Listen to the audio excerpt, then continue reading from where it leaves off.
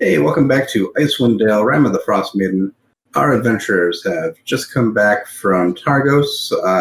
They have some information about a potential murderer, and they headed back to Bryn Shander, and we're picking up there on the chase, chasing a caravan of people who might include a murderer. That wasn't a very good introduction, but I'm running with it. All right. We are in Bryn Shander. It is kind of late morning. You guys just spent a couple hours walking from Targos? And I think we decided we want to try to get hot on the trail. And try to see if we can catch up to that caravan, or at least get some clues. Yeah. And so, what you guys would know, I will, from here. If I flip the map over to, if we look at this map that you guys would have of the area of the 10 towns, if you're at Bryn Shander up here, heading east, the east way goes straight to Easthaven, but you could also branch more north off of that to get to Caer Dineval and Caer Konig, or you could head south and get to Goodmead and to Dugan's Hole.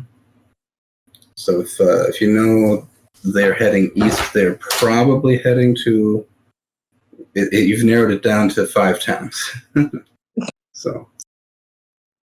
But they've previously done stuff in Easthaven, right? So we know that that's kind of like their primary route. Yeah, all of the murders you know of have happened in Easthaven, Bryn Shander, and Targos, okay, which are also the 3 towns that are doing humanoid sacrifices to Oriel. Mm-hmm. But you know, Torgs as a merchant caravan travels throughout the 10 towns. Okay.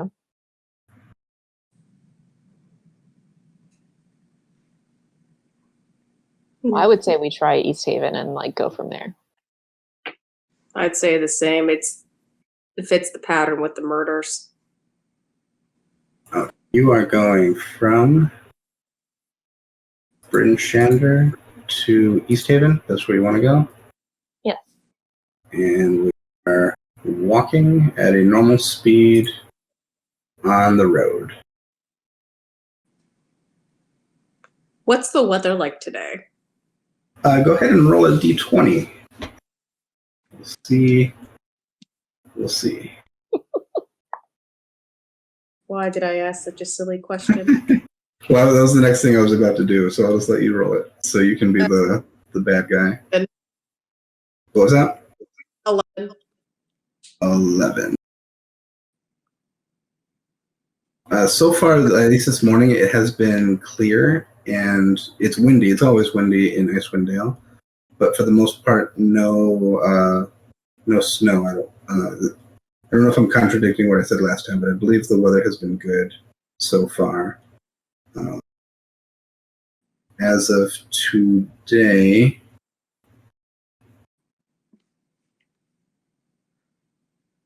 it is starting to look a little more overcast, but not too bad. It's still as bright out as it would get. There's just more clouds in the sky so far.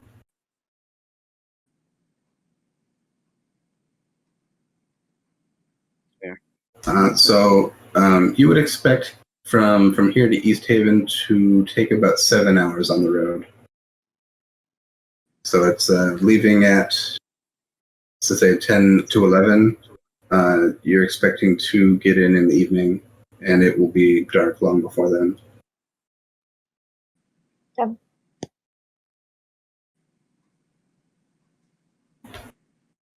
All right, I'd say let's get on the road. As you pass through Bryn Shander, I need to consolidate my interface because I have too many windows to flip between. As you pass through Bryn Shander, you're coming to the east gate.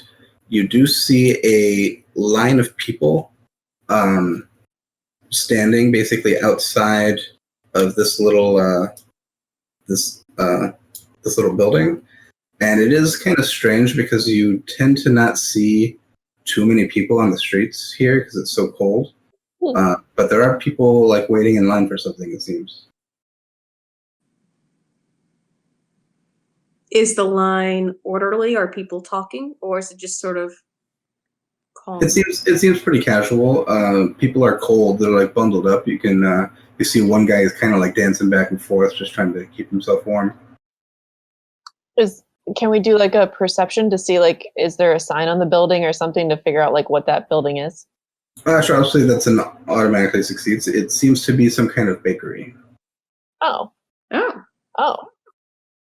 Okay, so do I'll we ask know? someone in the line, like, hey, what's the line for? Oh, and it'd be the guy who's like shuffling back and forth. He'll look up and be like, technical issues. Yeah, he'll be like, oh, you've never had Essel's Tundra Cakes? And he gets all excited. He's like, well, have you ever heard of the elven bread that you just take a bite and you're full all day and it heals you and makes you feel good? Well, Essel, he's got the recipe, and he cooks it up, and he takes it and breaks it apart and puts it in the batter for these muffins, and they're excellent and they're nutritious and they're just the best things. So we're all waiting here for his next batch. How long's the wait typically? It's as soon as he pulls it out of the oven, this line will start moving. How long have you been here? We got up since about an hour before morning, so it'd be like 9 o'clock. So he's been waiting here for 90 minutes to 2 hours. Oh, dang. Oh. Do we need to join the line? Why not? Oh. And he'll go off and like tell you about like how a lot of travelers here come and get them because it's good food for taking on the go. Yeah. And they're so good. And he'll be like, well, you know what I think? I think Essel stole the recipe, and that's why he's here in Bryn Shander. He's in a place where he's trying to get away from the elves so they don't find him. Oh. And someone else in the line is like, that Essel is an elf. That's why he knows the recipe. Like, you idiot. And they kind of banter back and forth for a bit. I mean, I'll kind of like give everyone a look like, we're like, are we wanting some of this? Yeah. Breakfast of Champions before our journey goes. Say, do we catch a murder or do we catch magic muffins? We can't solve anything on an empty stomach. I don't think we would be able to catch up to them on the road anyway, because they have like a 2-day lead, even if they are a caravan. And we're going to arrive in the dark anyway. So like, we can maybe wait a little bit. Can we wait an hour and see from there? Yeah, if you, it's only going to be another 6 minutes before you see the doors open and people start moving through. And by the time, it's only another 2 minutes or so by the time you can get through and make your purchase. That's the only thing on the menu is a tundra cake. It is 1 silver apiece. Done. How many are you looking to get? Is there a purchase limit? There doesn't seem to be unless he runs out. Just basically just first come, first serve, and then he'll make another batch. I mean, do you want to do like 8? 2 each? Per person? Yeah. And you see, the only person who seems to be working here is a man. He does have elven features. You think he might be a half elf? Interesting. But he's friendly and His name is Essel. Hence Essel's Tundra Cakes. I vote for 2 each, unless somebody else thinks something else. That sounds good to me. Yeah, I agree. Okay, so it'll be a total of 8 silver. We look to Jack. So, You don't need to pay? unless you're each making a transaction, but 8, you say? Yep. All right, let me go to the bank. Only silver. That's not that bad. All right, done. all right, and you guys can have 8 Tundra Cakes. So basically, they'll count as rations, but each one has 3 charges on it. Oh. So you can use those for like a day of nourishment 3 times for each. Is that in the... It's not. You can type it in as an extra item. Okay. I can go ahead and add it sometime, but yeah, for now you'll have to just type it in.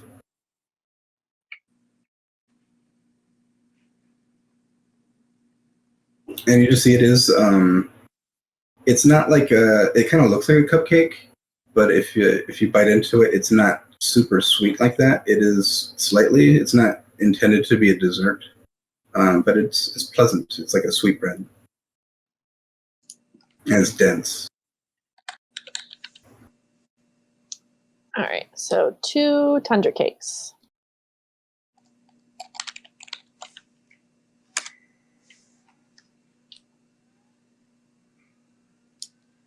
So they're each worth 3 rations, essentially. Yes. Great. I couldn't wait for the Tundra Cake. And yeah, he'll say if you keep it wrapped up, these will keep for a month. Nice. So Will do. Thank you, sir. All right, that was a worth it detour. Maybe we can come back and share recipes. Raspberry dessert for the Tundra Cake. Oh, hey now. Oh. it's funny because Jack doesn't actually know the recipe; he just knows the magic spell. That counts.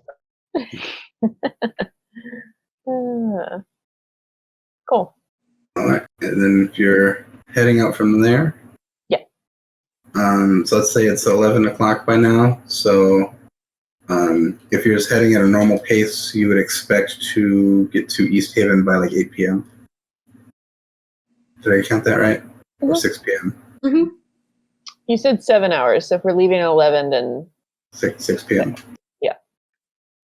So yeah, going down the road, you have a mostly peaceful day. You do pass a couple travelers along the road. Not a whole lot of incident. By the time you get to about these foothills, about there is when it starts getting dark out, around 2 p.m.-ish. But the path is clear, and it's an easy travel to get to Easthaven. You do see the road fork off to the north when you get there, and another one to the south just past that.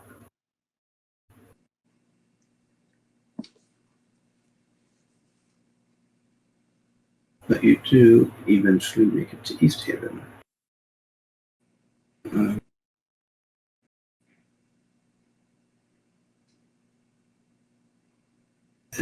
That to the map. There it is.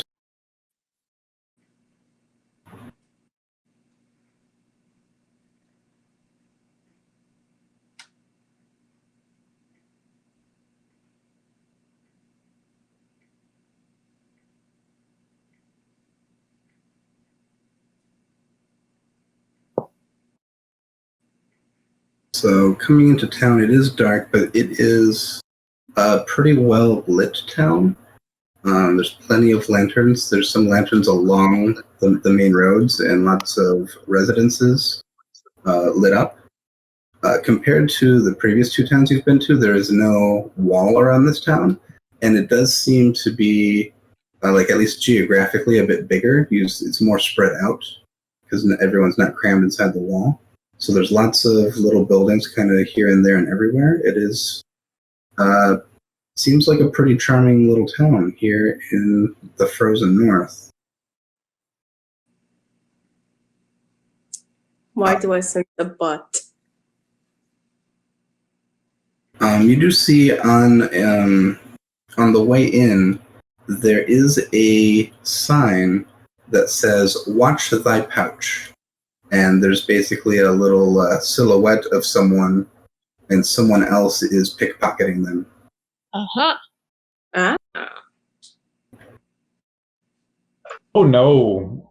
They better watch. They better watch it. The thing they said pouch and the thing they said pouch and not shell. Is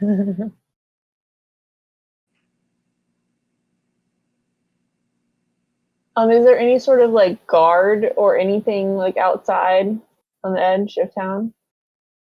Make a perception check. I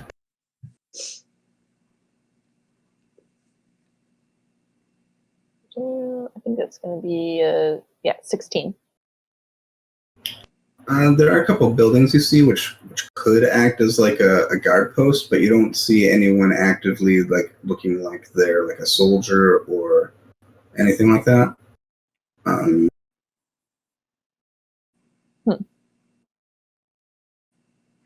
Is there anyone who looks like they've been? Is there anyone else like on the streets or anything? With that, I'll say you don't. It's similar to the other towns. It is mostly vacant. You do see a lot of like homes lit up. You can smell some fires cooking and chimneys have smoke rising. So a lot of people seem to be indoors tonight.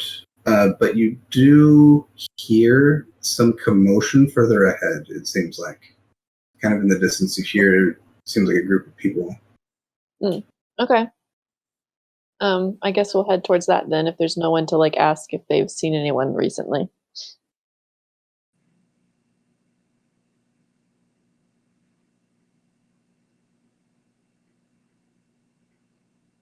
And we didn't mention it, but I definitely played songs during the 7 hours.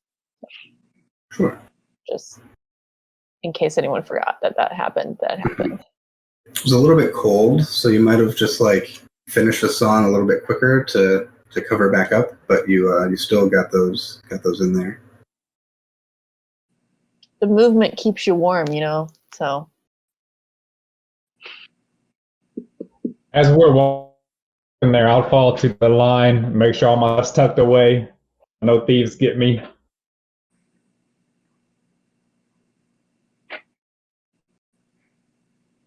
Okay. So you are specially like hiding your valuables?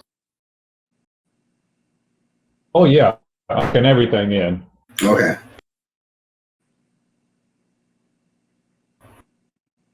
So walking further down the main road, I'll bring up the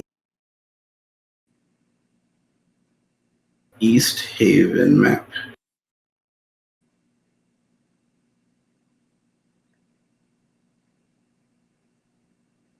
You guys are coming in from the west. And we'll here, let me configure it so you can see it. So you should be able to navigate to this map whenever you want to. I think I did that. Basically, you're walking straight down the main road, and it curves. Like, so you're starting back here, and you've walked into town, and you've come to about here. You see a large crowd of people gathered, and you hear someone shout above the crowd. So yeah, if this group of people have gathered around, you hear a voice say, "For the crime of murder, espionage and deceit. The wizard Dazan is to be burned. Wait. And you see there is a man dressed in mostly red, tied to a big pillar with a bunch of wood stacked up against it. Oh god. And a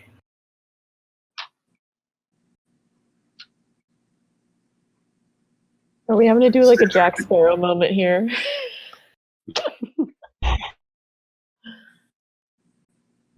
I'm your Jack. Yeah, I mean we've got a Jack, so More than you need. You see a half-elf man is the one speaking, holding a torch and throws it onto the wood, and it lights up. I mean, so Is- do we remember that that's the name of the person that was the wizard from the Arcane Brotherhood that had a job for us? That like we were supposed to meet. So I'm gonna run towards them, I guess. I don't know what I'm doing. I'll follow your lead, and I think it'll dawn on me too. I'll up and throw my bedroll on the fire. Okay, so you can push through the crowd. So you're gonna throw something on the fire. You do see some other townsfolk are throwing their torches in as well. Oh god. When the torches are being thrown, how far away are we from this? You are at the back of the crowd, so I'd say, I don't know, 40 feet or so. It's not a huge crowd, but there's a bunch of people there. You can push your way through them. Can I use my mage hand to throw the torches off? You can try. So I linked a picture in the chat. Okay. This guy's on fire. Okay. So yeah, you can pull your mage hand in, and there's also a burning bedroll in there. Oh. Can I try to like take some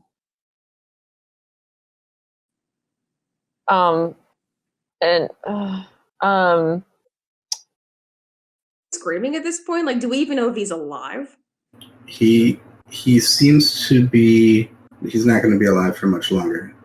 oh god. Okay. Am I taking the torches off? I don't have any like what I'm not like a fire brigade here. Yeah, you've moved some torches out. You just have like a flaming torch you kind of threw into the snow, I assume. Uh-huh. But there's he seems to have been doused in some kind of oil or flammable something, because he lit up as soon as it happened. Can I use? This is sucky, but I don't think we can save him, guys, because we're in a crowd right now, and like they're just gonna come on us, and if they think that he murdered somebody, they're just gonna murder us. I think it's better to figure out more about like why they killed him and see if he has any associates. And you just see where a bunch of these people probably came to witness an execution, but now that there's fire, they're all kind of like huddling around for warmth. Oh god. Ooh. It's there is a strange comfort to the heat it's producing. On this, I'm just gonna go up with my glaive and cut him loose and try to push him with my bow staff off the flames. He isn't completely dead yet, right? He doesn't seem to be. He also doesn't seem to be struggling. Okay, so you're gonna push through and you're gonna try and come in and cut through. At first, I'm gonna have you make a strength saving throw, because as soon as you push your way forward, the captain is going to try to grab you.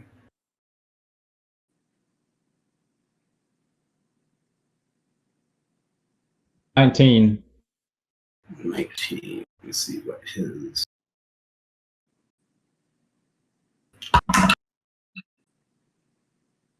So he comes and tries to just basically grab onto you, but probably misjudges how big the shell is, and you kind of Right. pull your way through. So you're able to. What are you aiming for with your glaive? Are you trying to cut ropes, cut the pole, or? Yeah, cut ropes to cut him free. If he's tied to it. Okay, go ahead and make an attack roll.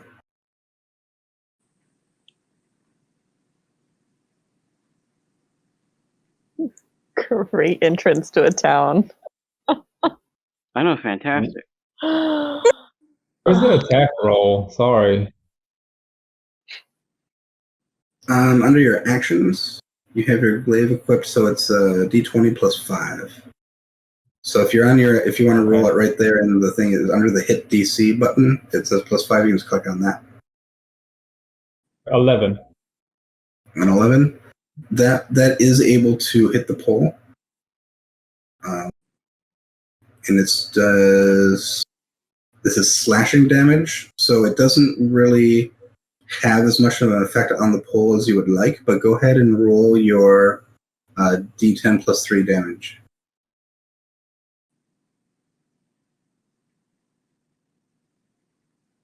8. 8. Yeah, it looks like you've cut a good chunk of the wood out of it with that slice, but it hasn't completely broken it or cut any ropes. You said so. The captain guy was the one who was talking and like set everything up. Yeah, Can I try to charm him? you can.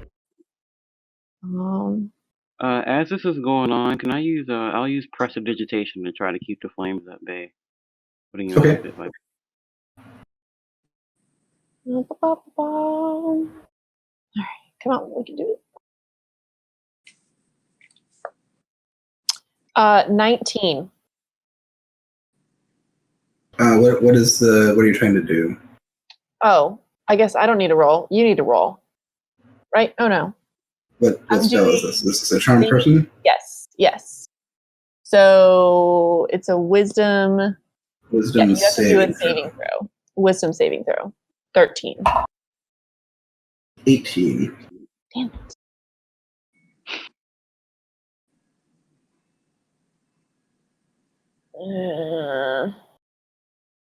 And Jack, if you are close to this, I'm going to have you make a dexterity saving throw to try to shift your momentum to avoid getting caught up in the flames yourself. Oh. I guess I could have used my divine smite on that. Okay. Oh, if you want to, that would give you more damage for it. While that's going on, if my mage hand is like, I've taken things away, but that's not doing anything, can I like use it to like shovel snow onto the fire to try to like Sure. kind of damp it down? Yeah.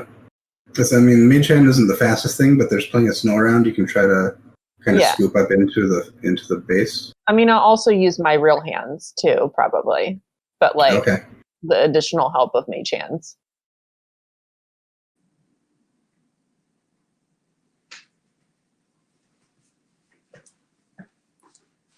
All right, Jack. Did you make a dexterity save? No, but I will right now. 1. Oh yeah. So you come in and with the captain trying to grab you, it kind of pushed you forward as you were making your slice. So you lose your balance and kind of fall, and your hand comes down, and you are going to take 6 fire damage. I was just gonna like give some bardic inspiration too. There's a crowd of people right now watching. What is their reaction? So you're looking at the crowd. People were. It was hard to tell exactly how they felt at the beginning. It seemed like just a crowd. Like here's a public execution, so people are kind of maybe here for a show. And then once it happened, you definitely saw that people enjoyed the heat, being out here in the cold. So that was kind of a strange kind of mix of reactions. Some people are shocked. Some people are happy that this criminal is getting what he's due. But as soon as Jack kind of sprang forth. A lot of people are kind of like, what's going on? They're not there. It was unexpected. So there's a lot of surprise, and some people have backed away. You do see other people who seem to be part of the militia are quickly approaching to try and bring peace back. And go ahead and with this make a perception check. Right, because I would want to ask the militia like what this man has done, because like I haven't gone in or attacked or anything. Like I wasn't going in to save. I was going in to figure out like why is he being executed. We don't know much about Dazan other than Candlekeep said that he was a possible contact. So I'm inclined to believe that he could actually be a criminal. Come on, you said perception? Yes. So thank God. Okay, 13 with the +5. Okay. So you're still kind of towards the back of the crowd, kind of just watching this unfold in front of you. As Jack ran in and like chopped at the post, you did see Dazan. He doesn't seem to have any strong reaction to what's going on. You're not sure if he's maybe just accepted his fate, but he hasn't cried out or said anything. But he has looked up and he's locked eyes with you, and he's watching you while you're watching him, and he's just there tied to a stake on fire. Is he trying to communicate or anything with his eyes, or is it just sort of a like looking to the crowd? He notices like me watching. Yeah, it just seems like he's looked at you and kind of singled you out, and that's where his attention is. Can I do some sort of check if it like feels weird that like he's not screaming as I'm like trying to shovel snow like quickly on him, and like it just feels a little like weird that he's not having a reaction? Like if there's some sort of magic going on here, that maybe this is like an illusion of him and not a real him or something?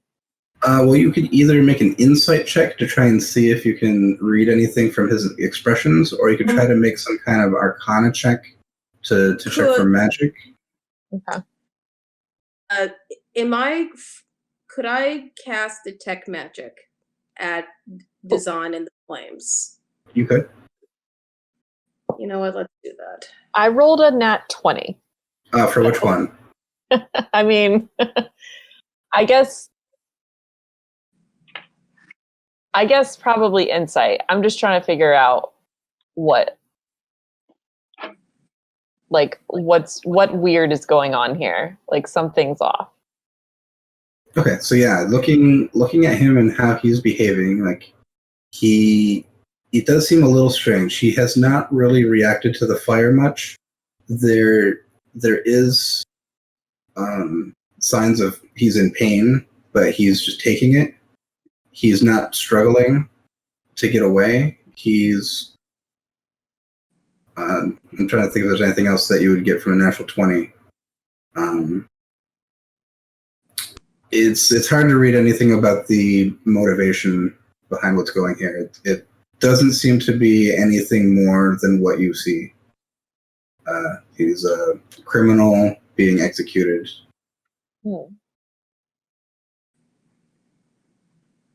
And so were you casting Detect Magic? Yes. Okay. And what's the range on that? 30 feet. So you can clearly tell that the fire is not an illusion. There's no spell or magic handling that. It seems that there's a slight, I believe it's abjuration magic coming from Dazan's clothing. Seems to be something magical about what he's wearing. And obviously you detect magic items that are with your party, but probably in Dewey's backpack mostly. And that's most of it. Trying to think if there's anything else magical that would be in 30 feet of you. But I think that's it. Is it Alright, so it's like fire resistant or something? It's not an illusion, in other words.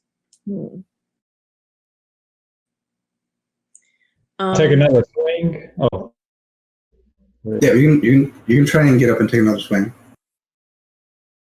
Gonna do something, Earl? Yes. If I'm near a militia person, I'm going to ask, what has this man done? How was he convicted? And let me see who you're. It's probably not a militia person because if you see them, they are running in basically to arrest Jack at the moment. That's going to be their focus. But you can find someone else in the crowd. I'll go ahead and do that. Maybe if like a townsperson's there, or like an innkeeper.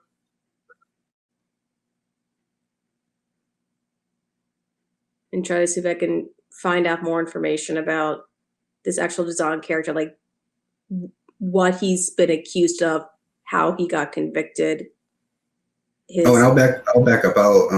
One more. I'll say I misspoke. It's not the captain of the militia who was saying that. It was just another person of the militia. So the captain is someone else. But yeah, you can find another townsfolk person there, and they will tell you that Dazan was a newcomer in town about a month ago. Was doing research. Eventually hired an adventuring party to help with his research, and once they finished, he killed all of them. And he came back into town under a disguise, hired another adventuring party to help with research, did some research, and then killed all of them. And he came back again in a disguise, and he was found out, and they caught him. He's killed 2 adventurers at this point. Yeah, so he's been hiring people to help him with something that he's working on, and apparently he was trying to keep it a secret. So once he got the help, he killed everyone. Okay, at this point, upon finding this out, how far am I away from the rest of the party? So if Jack and Dewey are like right up near the fire, and you were like 30 feet away to cast detect magic, you're about 30 feet. I think is Kashezi near Earl? Kinda, yeah, because prestidigitation is 10 feet, so I was like kind of. Okay, so you came in a little bit closer. Okay. Yeah. Yeah, the prestidigitation you can see it having some effect, but it's not putting out the fire. If I'm near Kasheshi, then I'm telling her what I found out, and I say we gotta stop them. They're gonna get themselves killed. Yeah. And so, Jack, you were gonna make a second swing at it. I'm gonna swing at it again with Searing Smite. Okay. Yelling he's innocent. So how do I add that? Would I hold the attack first? So if you go to your spells page, if you can click on to cast Searing Smite.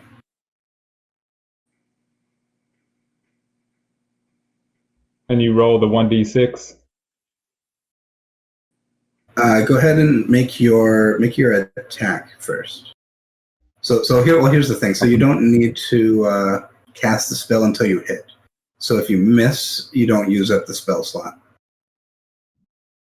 Okay.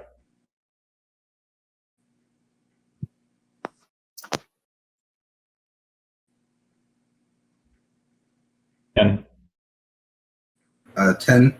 You once again you do hit the pole. So now you can cast Searing Smite if you want to add that. So yeah, hit the cast button to have it consume your spell slot, and then you can roll the d6 and then roll your normal weapon damage.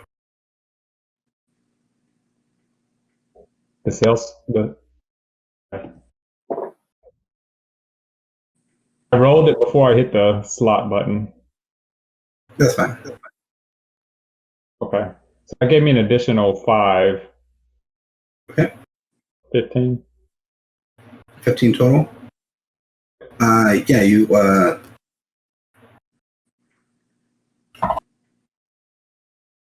So you hit it in about the same spot you did last time, and it does snap.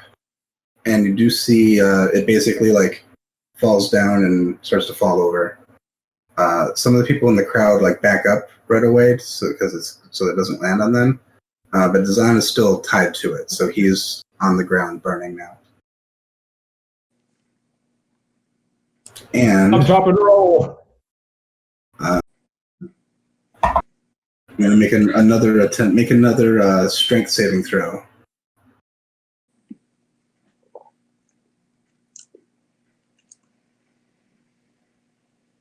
11. Yeah, you get caught by the person who's trying to grab you before. It gets a tighter hold now and has you grappled. And then another guard comes in, and basically you got two big guys like hugging you right now, trying to hold you in place and throw you to the ground.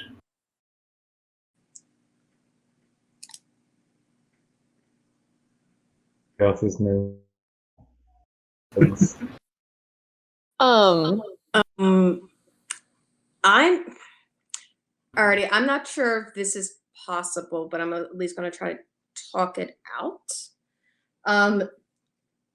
If I'm 30 feet away, as part of an action, I want to try to get closer to Jack without the guards necessarily seeing me. Could I somehow roll him in my backpack? I've got the egg of death. And Jack, if you touch the egg of death, like as an action, you can basically break the egg, and then a corpse that looks like you will appear. And if that happens, I'm thinking you can escape and run away.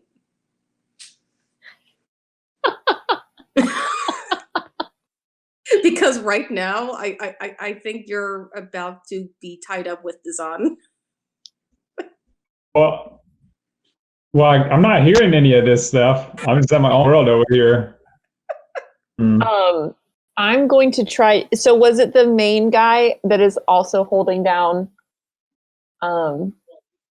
Jack? Yeah, the guy who was speaking, basically like reading the crimes, is the one was the first guy trying to tackle Jack. Okay, and he's there, and two of them are on him now, and more are on their way. I'm gonna try to charm him again. Okay. So he needs a roll. I'm in the zone. Y'all decide what you want to do. It's a natural 20 on the wisdom save.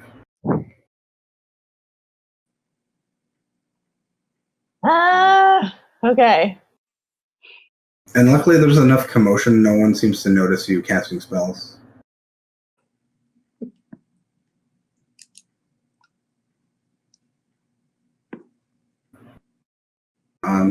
But yeah, we can say after a few minutes, the militia here has Jack in custody and are taking him inside the town hall here.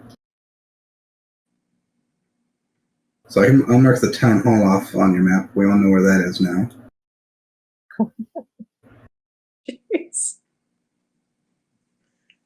Honestly, I couldn't think of anything more fitting for this intro to this town. Okay. So what is it, like the body just like burning still, or has like it gone out, or like what's happened? Yeah, Dazan is dead. He is. Okay. There's still fire. It's starting to wind down, but yeah, he's clearly not alive anymore. Okay. If like he's been taken, the rest of the group is here. I'm going to tell Earl and Kashesi that like one of you wants to stay and watch the body. I think we need to like check this, like when it burns. Like I don't think we should leave the body, but like I'm gonna go try to work some bard charm and get Jack out. And I'm gonna, like, if we're all together, I'm gonna tell you what I've heard and say this guy I don't think was good news. He's killed 2 adventuring parties. He's clearly trying to hide. He was trying to hide something, And if you're gonna use bar charm stuff, can I give Dewey something that's in my backpack? Yeah. If she's gonna do that. And you can hand stuff back and forth. Dewey, I'd like to give you Dust of Disappearance. Okay. That is something that it's enough for one use. When you use it as an action to throw dust into the air, you and each creature and object within 10 feet of you become invisible for 2d4 minutes. I mean, you can come with me if you want to like do that when shit hits the fan. If we need to do that, you make the call. We have a code word. Do we need to do that? You come with me. Have a code word. Okay. When I say popsicle, then throw that. Grab Jack. Here we go. Kachesi, do you want to like watch the body and like see if we can pick anything off his remains or whatever? Honestly, I wish I could watch your plan play out, but yes, I will watch the body. I just don't want to leave it and have somebody else. I don't know what like. I don't know. Yeah, I'll be here to inspect or see what goes down. Can I remember like?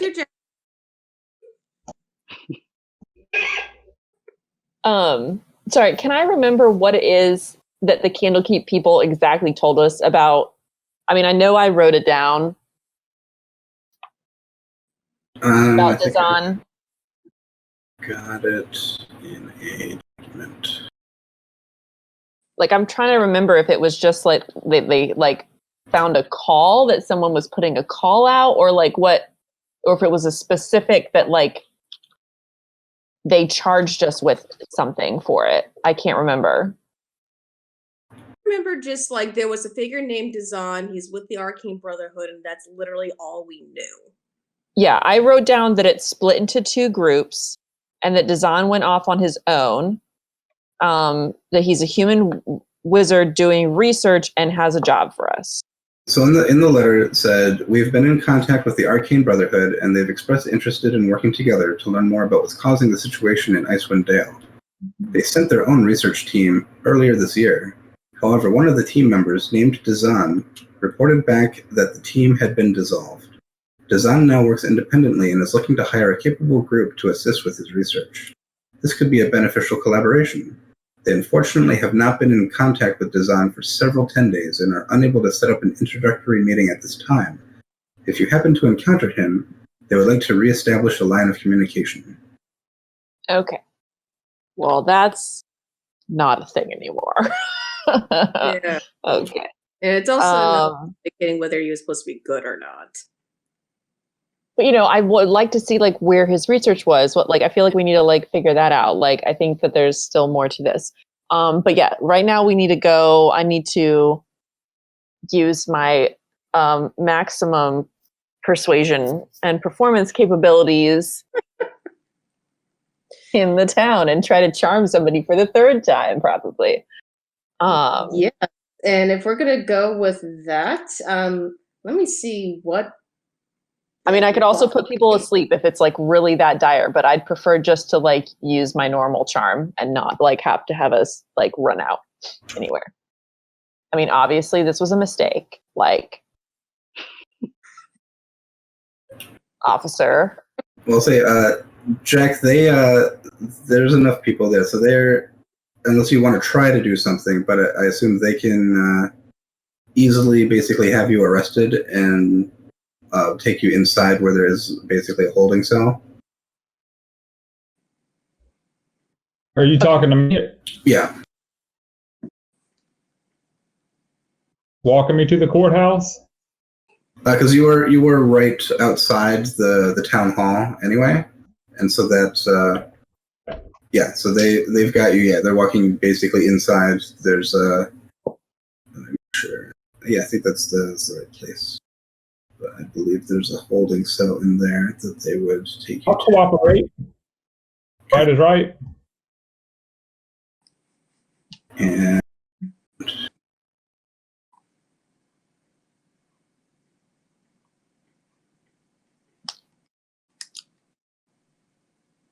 looking at see where they go. Yeah, so they will take you inside and to the next room over. No, you come inside, you go down just basically a hallway, which leads straight down to some stairs. And you basically are underground, you make a right down another hallway, and there seems to be a handful of cells. They'll take you into one. And for now, they leave you there. There's a guard posted in front of the door. Okay. Speak to someone about the charge. So, Earl and I are going to, like, run in there. Well, I think before you, like, well, you kind of stopped and had, like, a little conversation about what you were going to do. Yeah, like, quick game plan, and then, like, hustle over there. Before you really get away, like, the crowd is kind of once it was kind of over, because some people were interested in, like, what happened with this giant turtle man trying to attack the person on fire. Like, that was exciting. But now the kind of the show is over. The crowd is kind of dispersed. But you guys are there kind of discussing your plan. You do see a woman walks forward toward you. She's wearing a tailored coat and a fur hat. And she will introduce herself as Imdra, the captain of Easthaven's militia. And she noticed that you came in with the turtle man. Dewey and I spoke before before we met the captain of the militia. Yeah, so you guys were talking and kind of like right about to like go do a prison break or something. But before you could go, this person kind of came forth to introduce herself.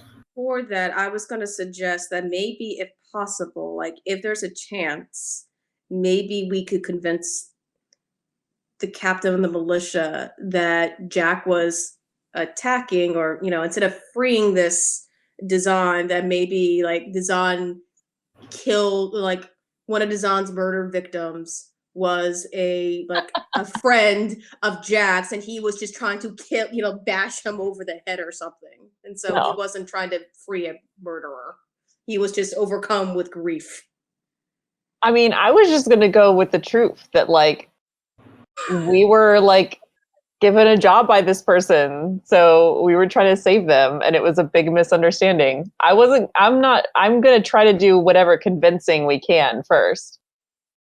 And I think that's going to make us seem like we're in league with Dazan. And then they're going to want to put us on pyres. Oh, I feel like they would be like, oh, another poor adventuring group that was like caught in his web, and they didn't know that he was going to kill him too. And like have sympathy for us that we were like also deceived by this man.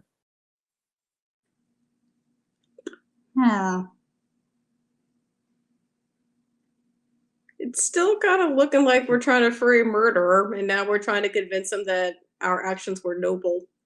That's just me. I mean, they have no reason to think that we're a murderer and like helping him. We're another adventuring group that he was going to hire. I don't know. We don't know how this person's going to think. Well, okay. So I'd say about there. So you've kind of half planned a prison break and half planned a story when she comes forward. And yeah, it was my mistake earlier. The person who was talking earlier was the deputy. But yeah, Imdra Alagath is the captain, and she's walked forward and introduced herself, and basically just I happened to notice that you were with that turtle who tried to free our prisoner. Is everything all right? What What would you have me do? This was just a very big misunderstanding, obviously. We were hired to come up here to help Dazan. We have since learned that he's been murdering people that come to help Dazan. So we... Or Yeah. I would say even before that, I say we are with Candlekeep, and we were told that Yes. as adventuring parties, that we're here to help with figure out what's going on with this everlasting winter. And our sources at Candlekeep mentioned that Dazan would be a potential contact to help with us. But since we have discovered that Dazan was killing adventurers, and for this we apologize for this horrible misunderstanding, that our turtle friend did not understand this. Go ahead and make a persuasion check. Yeah, that was essentially my plan. I was planning on rolling persuasion to persuade her that this was just a misunderstanding. Okay. Oh, please, for the love of God, don't be a bad persuasion roll. Which one of us is rolling for persuasion? Is it both of us? I'm gonna say Earl. Okay. I haven't rolled well tonight. Damn it! Okay. Persuasion. This is gonna be a 7. Okay. She's gonna say, let's go inside. It seems like we have more to discuss. I'm gonna stop her and say, when you say more to discuss, do you mean you're gonna put us in some nice silver bracelets as well? So what was the last part of that? Is she gonna put us in some nice silver bracelets as well? Not if I don't have any reason to. Okay, alright. I like to go. Alright, yeah, she'll lead you in, and you walk in and immediately turn right through a door. Seems to be a small office that there are tapestries and painted landscapes decorating the room, and there's a large table surrounded by high-backed wooden chairs. She'll motion you to sit down, and there's one other guard that basically comes in with her. And so, it seems that we have a misunderstanding here. We have your friend detained downstairs. We would like to release him if your story checks out. Dazan has fooled many people looking to offer their services. Several who've been considered helpful or even heroes in Icewind Dale have been fooled by this man. So I don't hold that against you. But maybe we can come to some arrangement that's mutually beneficial. Do I have that letter that talks about Dazan? Okay, I will give that to her as this is literally direct orders that we had from Candlekeep. This is why we came up here, and I'll show them the thing that explains that we were supposed to meet Dazan. So obviously, when we saw him being attacked, that was oh gosh, we were told to be there. So Jack is just I will work the charm and explain how Jack is just a really heroic and lawful person. He just thought something wrong was happening, so he tried to save the day. Obviously, now we've realized that is incorrect, that Dazan was the bad person. So I'll just further try to explain and then offer that letter as proof. Okay. Just read through it. Go ahead. I was going to say, Earl's feeling pretty contrite and really apologetic, and he'll ask more about you said a mutual agreement, understanding. Is there something we can do to help make amends? We'll get to that. And she she basically takes a moment to read through what you've shown her.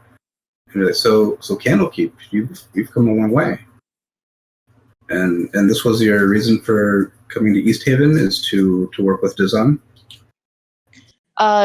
Yes, we were told that he was up here, but we weren't sure. We've kind of just been traveling around. So when we heard his name called, we kind of jumped into action a little prematurely before finding out more. We apologize.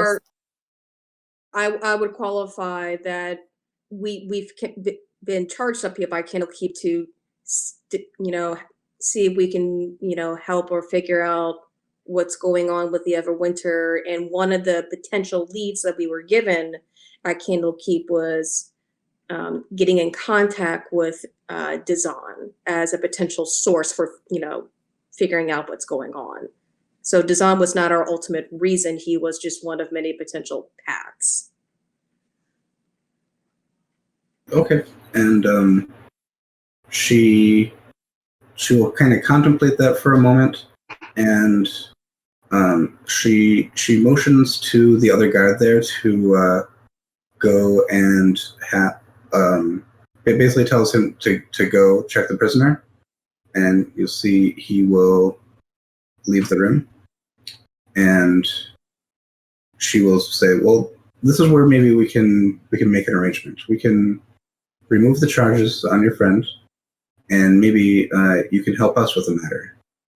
You seem to be a group that's capable. We have 4 fishers who went missing on Lac Denishir about 9 days ago. And the coastline is hard to sail along because of the ice flows, but the savvy anglers prefer it because there's fewer competing fishers from the other lake towns. But we need someone to scout the coastline and look for them. If your friend is, as you say, just deceived by Dazan and is not going to cause any more problems, we will release him to you, and maybe you can help us with this matter.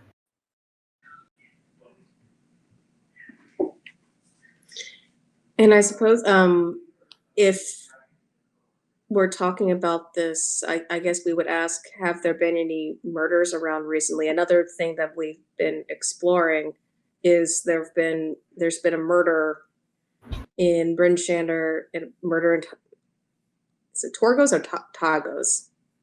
Targos. And potentially a murder here. These people have been stabbed with like an ice pick, and we've been wondering if anything like that has happened in Easthaven recently. I think it was, let me see what the timing was. I think it was over a month ago in Easthaven. Easthaven was the first one. But she'll be like, you might be referring to the death of Taunak. We investigated the matter, and there was no evidence of a murder. It was a strange circumstance, but there was nothing to follow up on a murderer. Do you have more information about this? Potentially. Just that there have been similar deaths like this in 2 other towns, and that there have been these incidents where it's been like an isolated person who has fallen, like they've died with like an ice pick, like to their chest, like a single wound. And it just seems unusual that they've been following, it seems to be following a pattern that a traveling caravan has, these deaths have occurred as there's been like a traveling caravan. I don't see anything wrong with telling her that we have a lead that it's someone in the Torgs. She seems like a reasonable sort of person. Okay, and you say Torgs, like, I believe I'm familiar with them. They were here recently. How recently? She's thinking within the last day or 2. Ah, aha. Mm. It's like, well, thank you for this information. We'll have our guards look out, and we will take them into our investigation. And yeah, we have been trying to learn more about and follow Torgs. Do you happen to know which direction they went when they left? If they followed the road, they would have headed to the west. I'm not familiar with their travel schedule.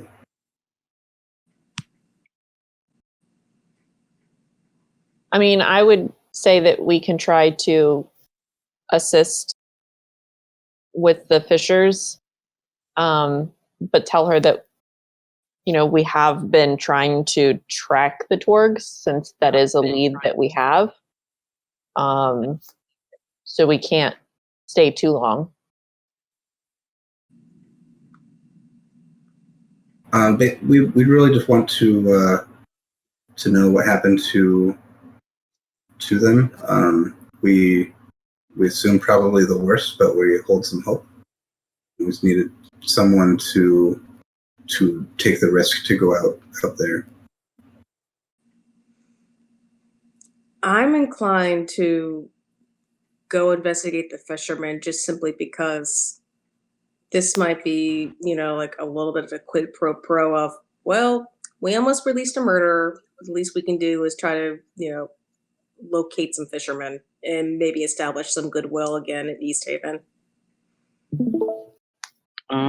I'm gonna ask her, is this deal the same even if we don't find anything? If you do your best to search for them, we'll accept that. The mystery continues.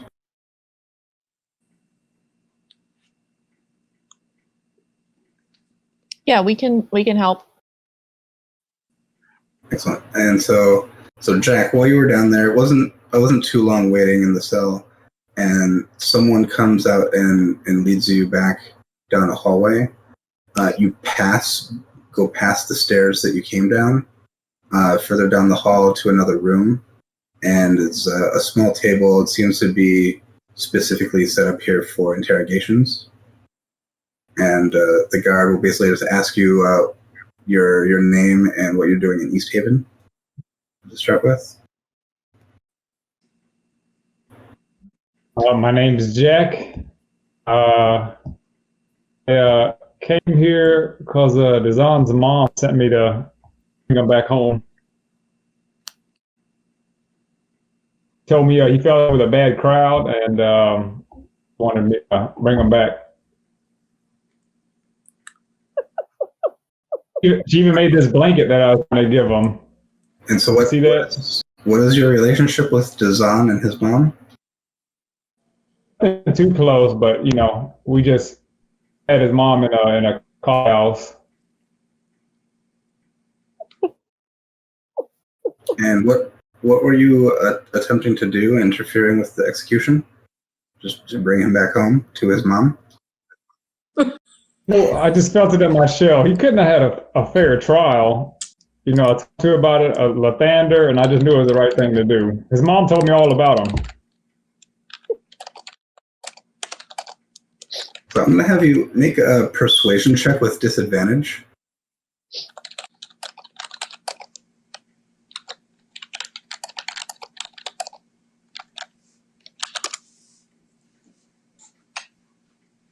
I do disadvantage.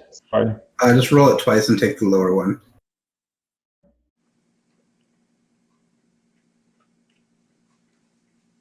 Oh.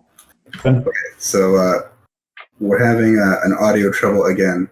So to recap, Jack has said that he was there because Dazan's mom asked him to go fetch Dazan and bring him home because Dazan was hanging out with a bad crowd. Jesus. And so roll 7 for persuasion. So yeah, the guard doesn't seem to be buying your story and basically just keeps asking the same questions. Are you going to keep basically repeating the same thing?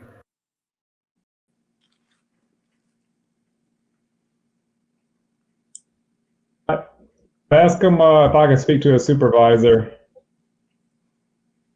He basically just ignores that and just continues the same questions. Like, why were you trying to free Dazan? I told you. I'm not gonna say much more. Go into my shell. Really slowly. A few minutes later, the door opens and another guard comes in, and they talk for a moment. Roll a perception check. Oh. Yeah.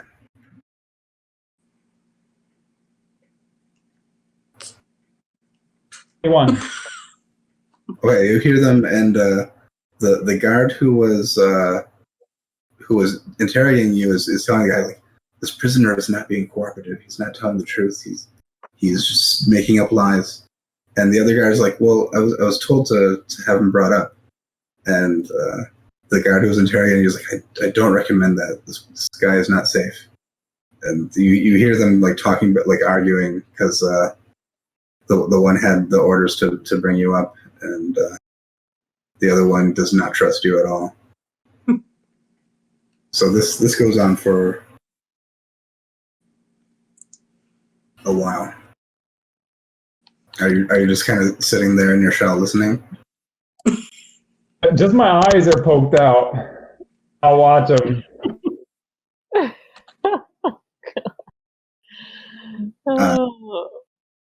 But eventually they agree they'll lead you out of the room and back up the stairs.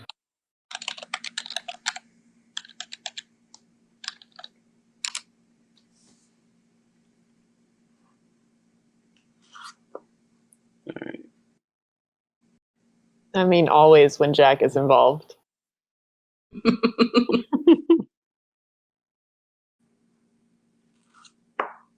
We switching technology. Yeah, I'm good. Alyssa's working in here with me. Okay. So yeah, eventually they do agree to lead you back out and back up the stairs.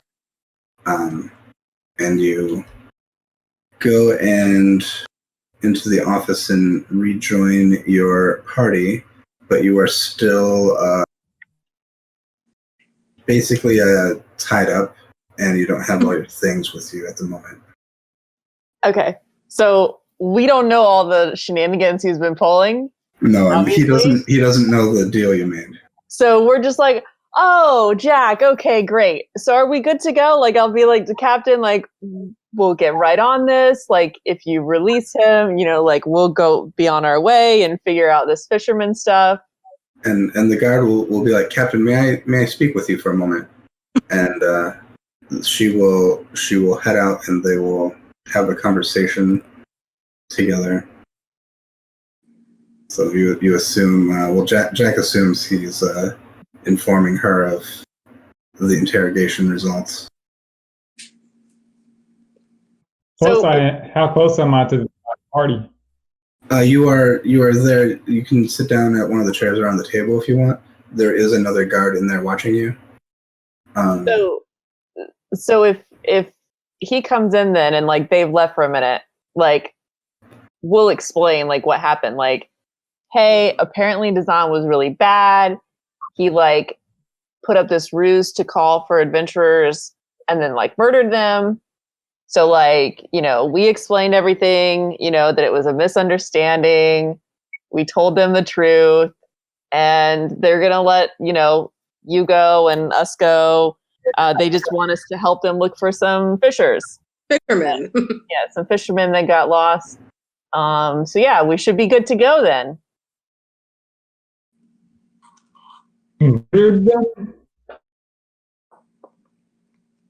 Oh my goodness. I think I messed up, guys. What? And so at this point, Captain Arlagath will come back in, and basically look at Jack and be like, do you have anything else to say? And Earl will kind of mutter to Jack, apologize. No, my party about summed it up. Good God. And so she will look at the rest of you and it's like, if you accept responsibility for him, I will still release him. But we do expect that you will look into our fishers for us. Yes, we will. And Yes. I'll like pat Jack on the back, like, don't worry. I know he can be a handful sometimes. Like as we're like, I'm like kind of like pushing him out, like me, like thank you, and trying to like. And Earl's a little bit flustered. He's like, Jack's really a nice turtle. He's even got his fishing permit. And she'll basically give a warning, like if you interfere with our affairs again, it won't go so smoothly next time. Understood. Thank you. So basically unbind Jack and give him his stuff back, and you can kind of get dressed there and be on your way.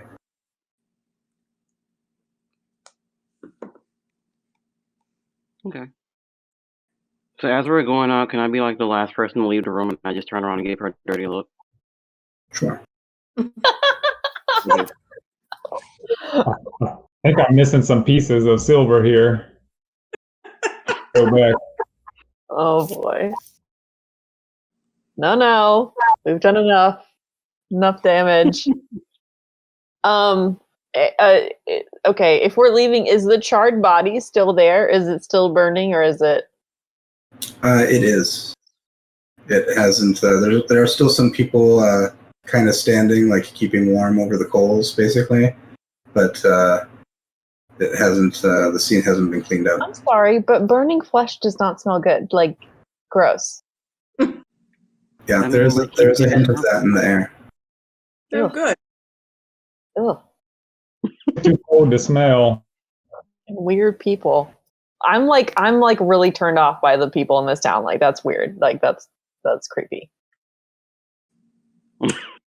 Like no amount of warmth is worth smelling like burnt flesh and hair and everything. Like, oh. Are there too many people around the body to inspect it? No, there's far fewer people here now. Okay. Most of the people here seem to be part of the militia. I'm like hesitant to like go up there and like try to like put the fire out and like whatever. So You get that they're basically just waiting for it to be cool enough to go in and touch and clean it up. Yeah. If the militia and stuff is hovering, I feel like we shouldn't like however much I want to. And I'll even mention to Dewey, I'm like, well, he didn't have any magic around him. I think this is it.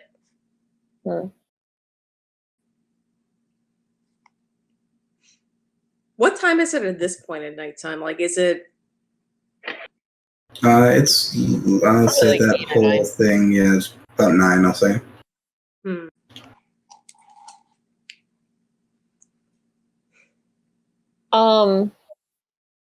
Can I maybe walk up to the militia and ask them what they're going to do with the body?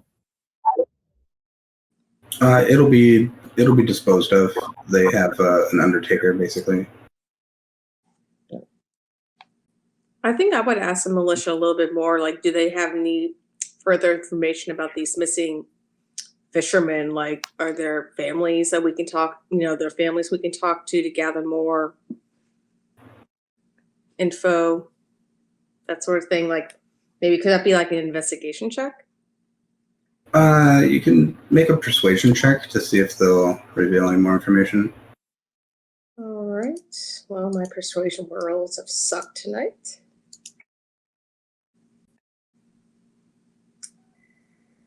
$13.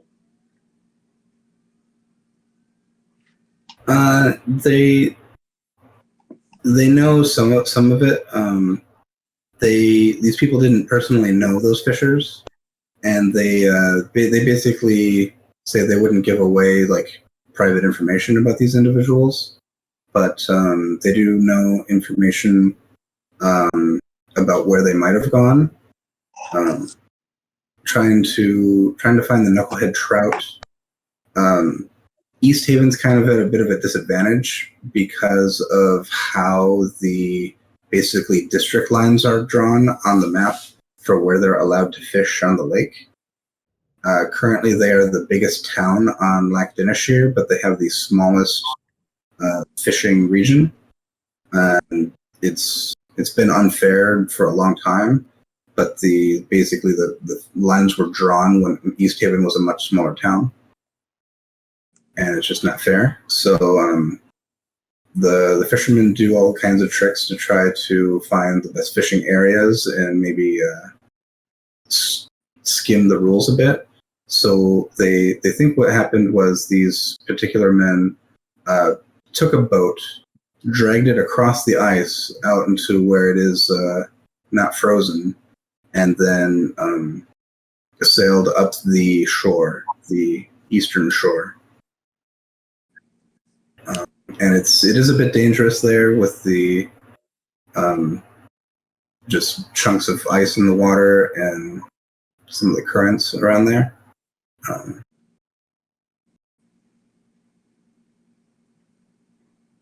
And a lot of the fishers will take out a cask of ale to imbibe to help them keep warm, but too much and it's dangerous being drunk out in the ice. Yeah. So they assume that's kind of what happened, some kind of accident, and they didn't make it back. Well, guys, I guess we have one or two decisions. We either go out and look for him now, or we go to an inn and look for him in the morning.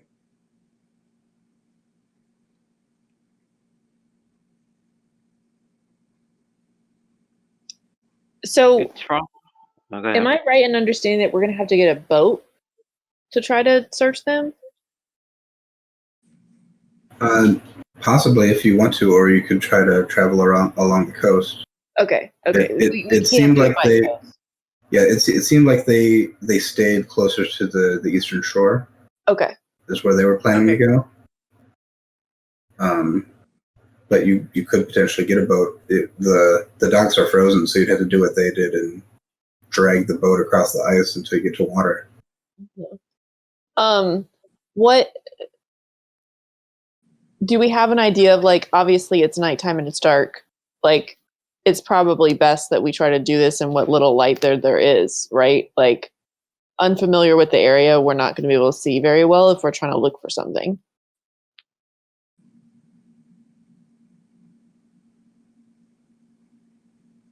Yeah, that's Yeah, I fair. agree. I mean, I don't want to like waste any more time because I think we need to like be hot on the trails of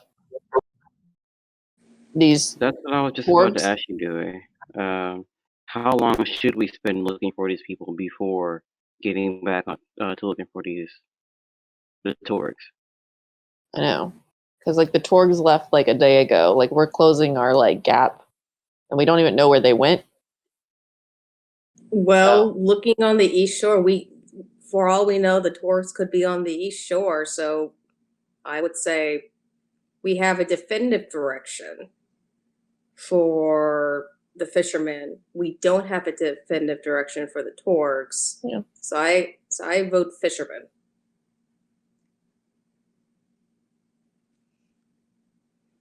Oh yeah, I mean we're gonna do the fisherman thing. I guess it was just like try to stumble around and do it at night to like have less time like wasted, or because what the sun won't come up until what like 10 a.m. 10 a.m.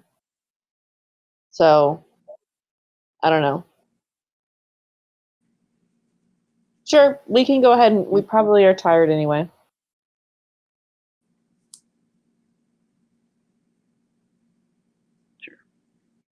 Yep. Should we ask one of the militiamen where's a good inn to stay?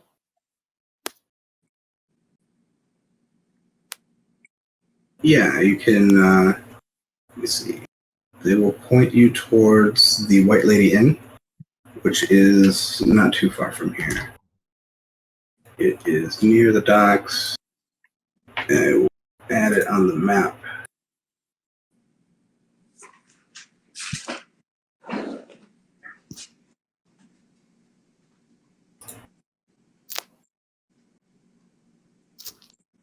Yeah, it's on the map up here. That would be the closest inn to where you're at, and it's one of the nicer ones in town. It will come with good recommendation. Good. I'll grab some water. I'll be right back.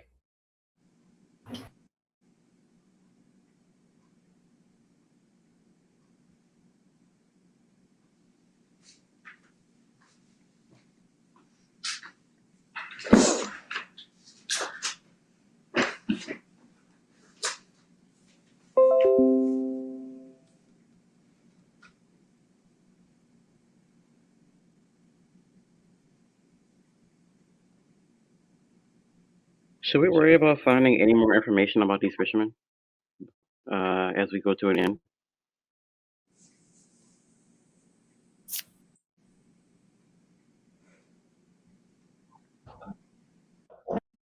I mean, I don't know what more we would know than like the militia guys knowing. Got it. I mean, I think if we go to the White Lady, we can at least get a Can you room ask for around? the night and see if anybody in the crowd has anything else. Mm-hmm.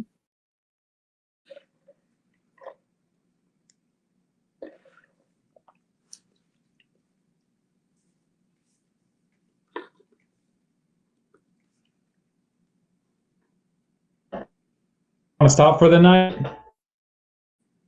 Yep. If you guys want to head, you guys head to the inn, and it's easy enough to find along the dock street, and it seems to be fairly pleasant inside. There's a common room similar to other inns you've seen. You see serving meals to guests. There is a halfling kind of dancing around playing a fiddle. Uh-oh. Dewey, please don't. Not today. What? Fiddle. Ugh.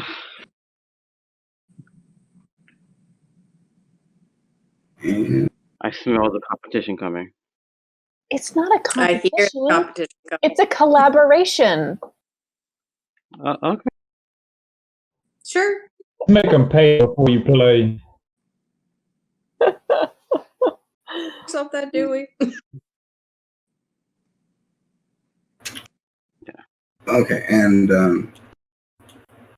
so yeah, are you gonna try and go sit and find a table, or do you want to go to the counter and get a room, or what are you doing when you come inside?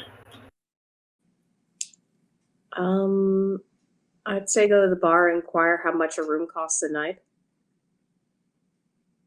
Okay, and you do see a white-haired old man will respond. It's like, hello. The rooms here are 1 gold piece per night. Kind of stiff. Traveled a long way. Can you get a better deal? Full piece a night. I mean, it's basically 2 silvers more than the previous places you stayed. A smaller town too.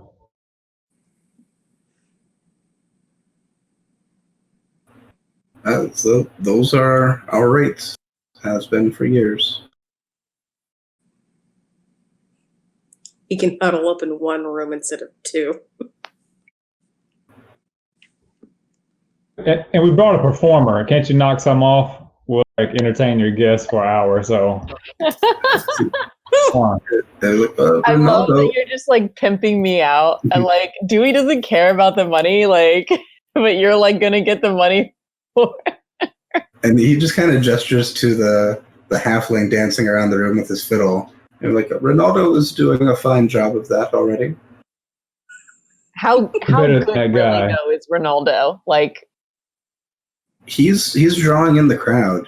oh, okay. Like he's pretty good. People seem to Oh. enjoy it. Uh-oh. Well, at their Tell you next, what, well, Hey, Dewey. they can discuss whatever money. Like Dewey's not a part of that. I will wait to watch whenever he has like a break between a song, and I want to like chat him up. Okay. But you guys can continue your money discussion. give us a chance. We'll have a clap off.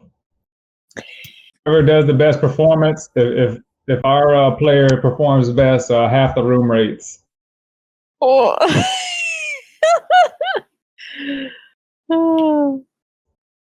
And That it was sounds- like he kind of just repeats like our room rates are 1 gold piece per room per night.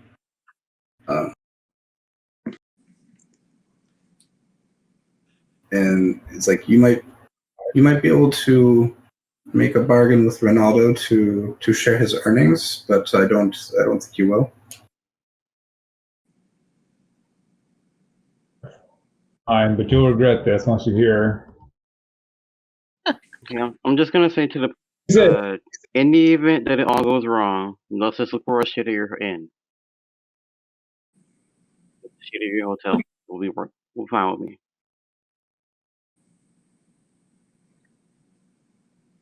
So this if is y'all when are you still were arguing, I'm gonna be like, just pay the man. We just need one room. Just pay the man. That's fine. I'd Yes. love to Like, Earl's kind relax. of rolling his eyes at this point, and like he's kind of muttering, he's like, "Jack, you've already caused enough problems one night." And like Earl goes into his like pocket, and he's like, "Here's 1 gold for a room, please. Thank you." Okay, so you're getting 1 room. That's fine.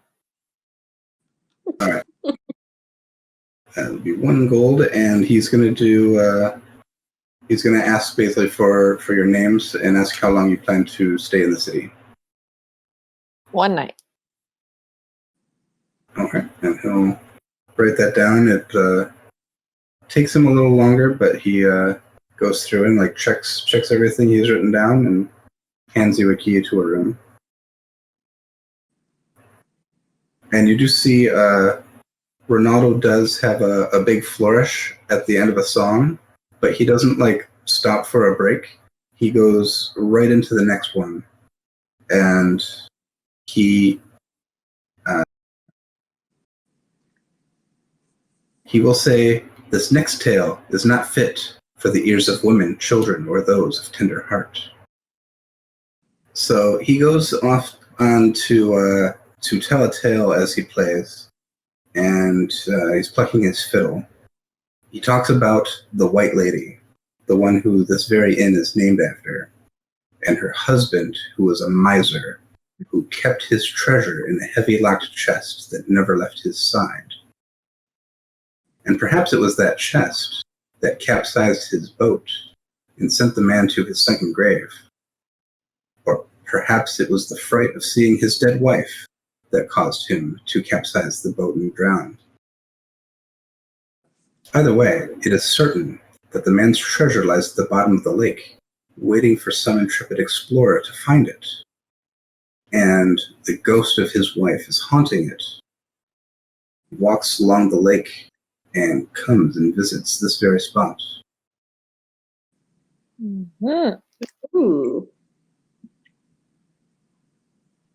And that seems to be a favorite of all the people. People seem to enjoy that story. It's kind of the main theme of the inn.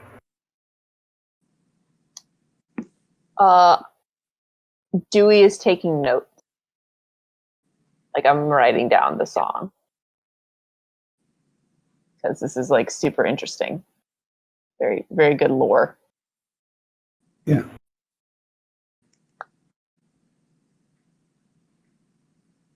When he finishes, is he done with that song? Yeah, he'll finish that, and if you want to try and catch him on a break, he'll do so after that. I'm gonna catch him. All right. Is Ronaldo right? Is that right? Yes. Yeah. So I'm really like, so good to meet you. My name's Dewey. Also Bard, lover of music. Love this song. Amazing tale. Is that He's what happy, and he'll be like, "Well, you have a mighty fine tale yourself." Ah. Dewey literally just laughs exactly like that. Like, love this guy. You want to collab? I've got. Let's see. Would he? Do I have like a? Let's see. Can I do my? Okay, if he's fiddling, he would love my Jaza. Okay. I think he'd think that's really cool if I pull it out. Oh, he's not sure what it is exactly, but he sees like it's obviously like a stringed instrument. Yeah. That, like, yeah, let's see what you can do. I'll follow your lead. All right, and he starts with just like one like slow chord, and then it quickly like speeds up into like a kind of a jig. Are we doing like The Devil Goes Down to Georgia right now? I mean, you could. Dun. Okay, yeah. I will totally follow his lead and like harmonize with him. Okay. Let's see. And like get a good groove going. He rolled pretty good on a performance check. Let's see what if you got one. Oh, don't you worry. That's a 19 plus 5, so. Yeah. It's you both get into it. The crowd kind of gets into it. People are clapping along. You have a good, entertaining evening. And yeah, you can tell like Ronaldo just isn't just like a street entertainer. He's had some training. You recognize he's been to a bard college, kind of the same as you. Oh yeah, like I'm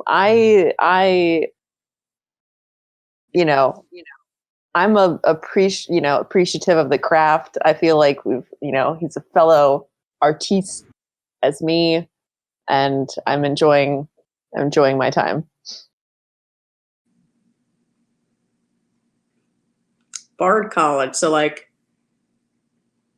with the two of y'all like be exchanging like, oh, I went to this bardic school, this is this bardic school, almost kind of like college rivalries. I don't know. I mean, I didn't really go to like professional college. Like there are specifically quote bard colleges. Yeah. But it's more kind of like an ideal or like I'm trying to think of a word, like a style sort of. I don't know. There's a better way to say it. I don't know. There's different kinds of bards basically. They're called colleges. So it doesn't have to be an actual like school that you go It's to. like if you're an opera singer or a rapper, Yeah. Like you can think you're both of it making like the word music, but like you can think of it the word school, worlds. but the definition where it's like a school of thought versus like a school that you go learn at. They're using the word college in that way.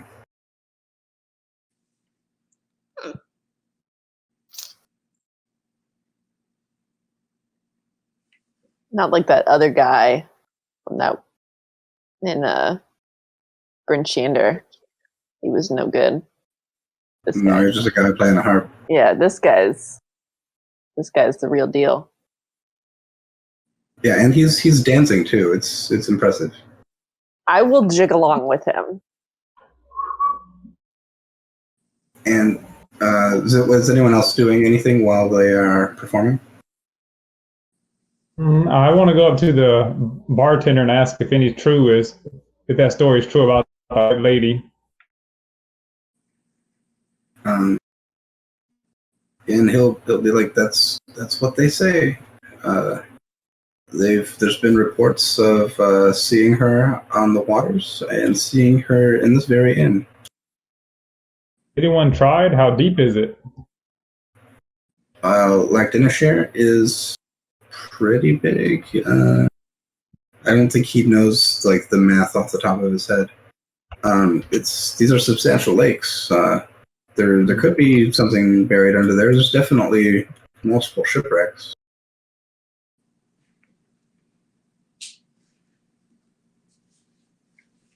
All right, cool.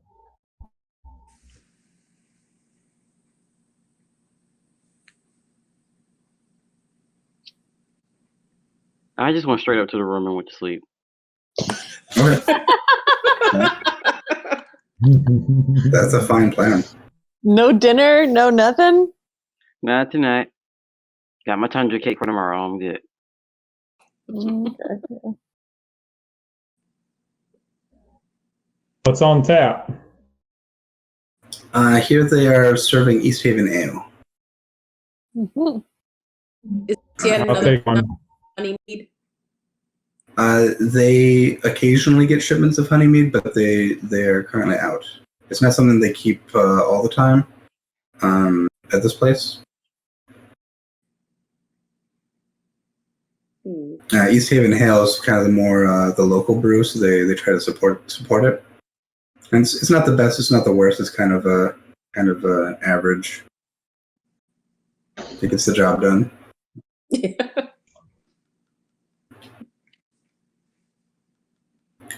What's the place decorated like?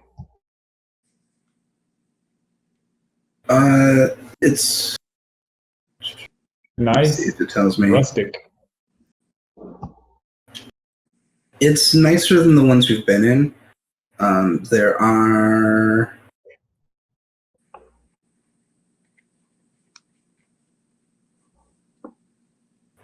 in this room. This room's a little bit taller. There are kind of open rafters. It's kind of more rustic feel. Yeah, it's got the exposed wood, and it's lit very well. There are torches and candles around, and there are on the walls facing the front, the lake. There are large windows. They basically come and have a big arch window to have a nice view in front of you. You'd think you can't see much now in the dark, but you'd think this would be a pretty good view in the daylight, and you imagine it might be a prettier view in the summer. If there was a summer. Yeah. But at the later in the evening, after a bunch of songs with Ronaldo, he'll basically say, "Have you ever talked with a ghost?" He's telling Dewey, but also kind of the others at the table. No. Have you? Well, I'm about to try. I know we live in dark times. Perhaps the spirit of the White Lady can help? Are you curious what she has to say? Yes. I'm not. Dewey's like 100% in. Like whatever, like I'm a big fan. So I'm all for it. So he's like, I've actually been planning this for a while. I'm going to try to summon her here tonight, and I'll let you join if you want to find out. Cause Chelsea's missing out. I'm gonna keep an eye from a distance. I've seen a lot of things, but not ghosts. Is this like a solemn thing or like a jovial thing? Or Make an insight check. okay.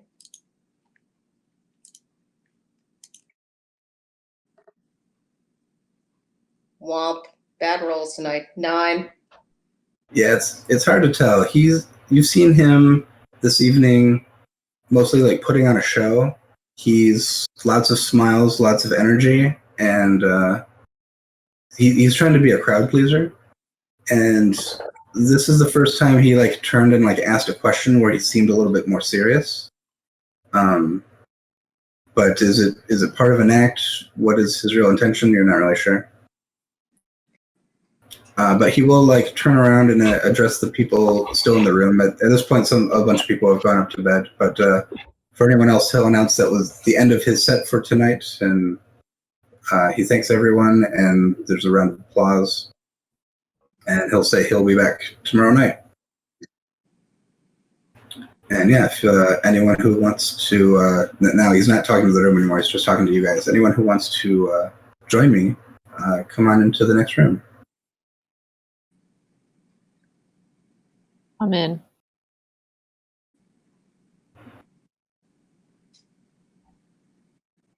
I'll wait out here and talk about fishing with the barkeep.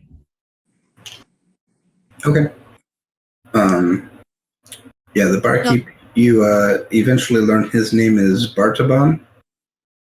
And he is, he owns this whole inn, but it seems like he doesn't really like interacting with people that much.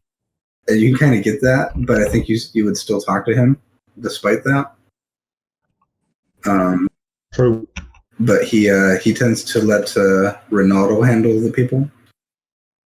But he's polite enough. He'll talk to you about what he does know about fishing. He gets a lot of fishermen come in here and talk about things, so he can repeat some of their tales. I'll ask him if he knows anything about those 4 fishermen that are missing. Well, he's heard that story, but he doesn't know anything else about him. So was Earl staying with Jack, or is Earl going with Ronaldo? I'm going with Jack. Okay. I'm the only one who gets to see the ghost? Earl's keeping an eye on Jack. Good friend. Rather not have nightmares. Are there any games we can play while we wait? Like darts or ring? There's not a whole lot set up like that. You do see there's another group basically has like a dice game they're playing. It just seems like that's what they're doing at their table. I'll watch them too while we wait for Dewey. Yeah, so Dewey walks into the. Oh, go ahead. I was gonna say, since Jack seems a little bored, I'll bring out my flute and play a little bit of a somber tone. Okay. So Dewey, you walk into the next room with Ronaldo, and there do seem to be 2 men and a woman, all humans. They seem to be setting up for something. There is incense is burning in the room, kind of setting a hazy mood. There's silks layered over lamps, creating different colors, and a bunch of candles are lit. And yeah, there's several other. Nope, that's just those 3, and Ronaldo and you. Once that's set up, they kind of sit on the floor. There's no other real furniture in this room at the moment.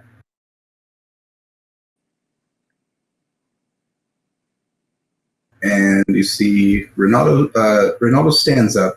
He's a halfling, so it's about the same height as other people sitting down.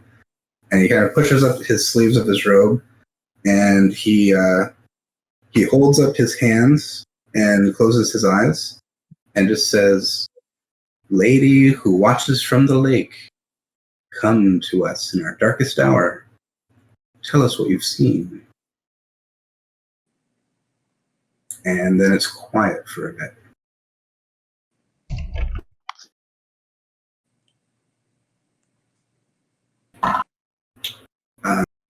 You notice one of the candles went out. Oh.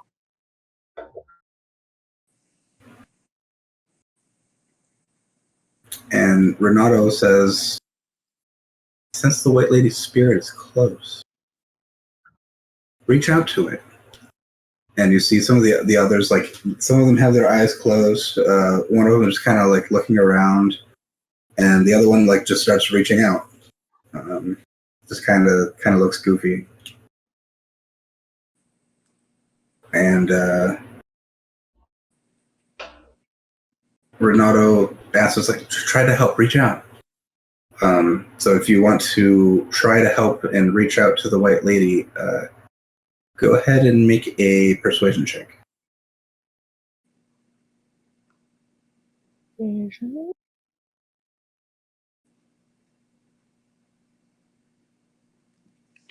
That was a natural 20. And +5. Okay. What would you like to do to help Ronaldo? I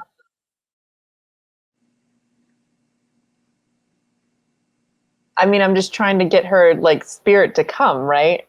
Yeah. So how do you do that? Oh,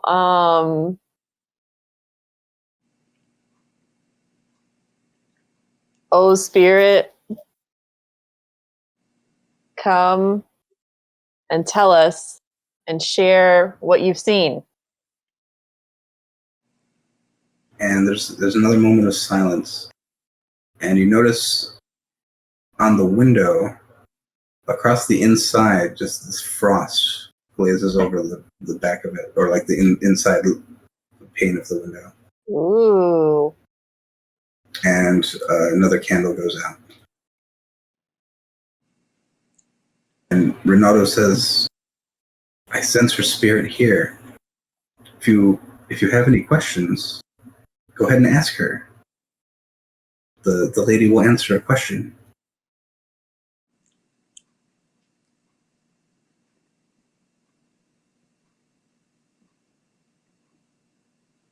I'll ask if she knows who's causing the eternal winter.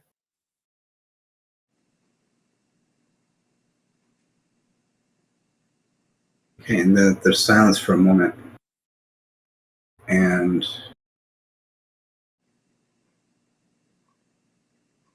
there doesn't seem to be a response yet. Make a perception check.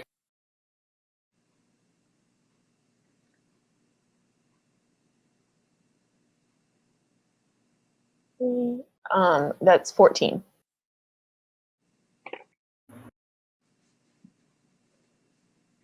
If you look up for a moment on the window with that frosted over, there appears to be like someone used their finger and drew basically a bird with a stick figure person on top of it. Okay. Okay. Can I also ask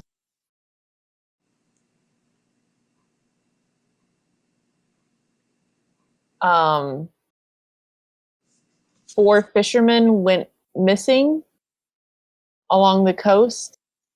Do you know where they are?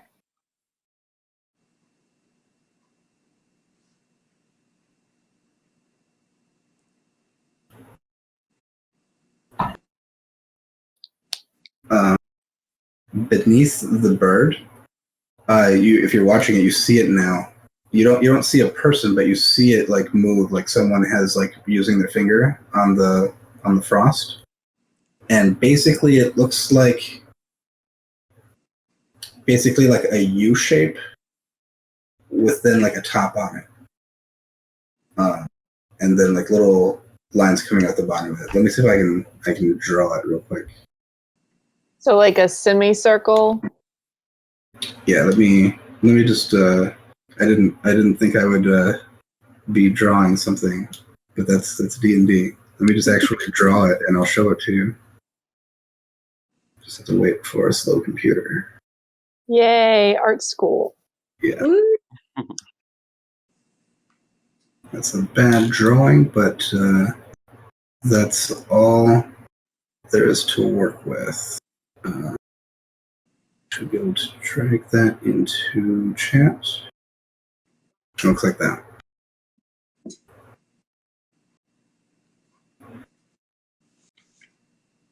Okay. Oh.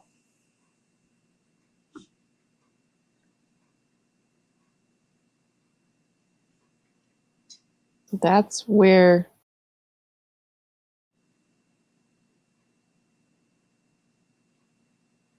Dewey's writing these down, by the way. Like she's drawing.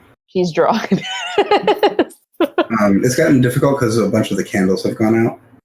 Okay. But you'll be able to write it down. I've got dark vision.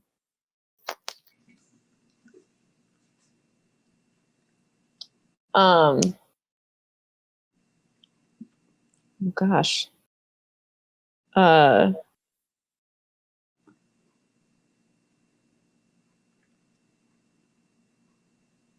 don't know what that means. Can I ask her? What does that mean? Can I ask her, are they alive? And can I say, draw 1 line for yes and 2 lines for no? Is that how we need to do this? This to be a yes or no thing. And yeah, you will see 1 line slowly like underline the drawing. Uh-huh. And a moment later, the second line. Okay, so they're dead. Okay. And you feel a cold breeze move through the room. Uh-huh. And on the other side of the room, you see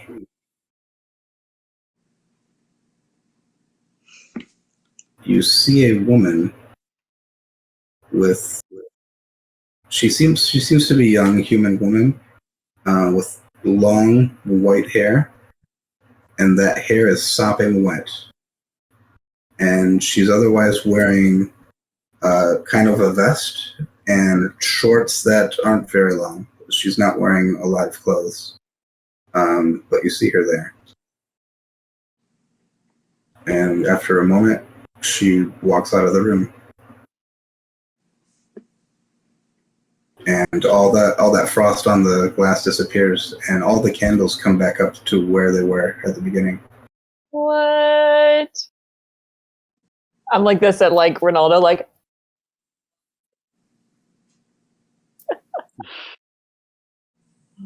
Oh. And Ronaldo's like, that's the white lady of Lactinisher. That's more than I expected to be able to communicate with her. And he's just happy that it went so well. Yeah, I'm gonna say like that was really cool. Thank you for inviting me. I feel like we're bros now.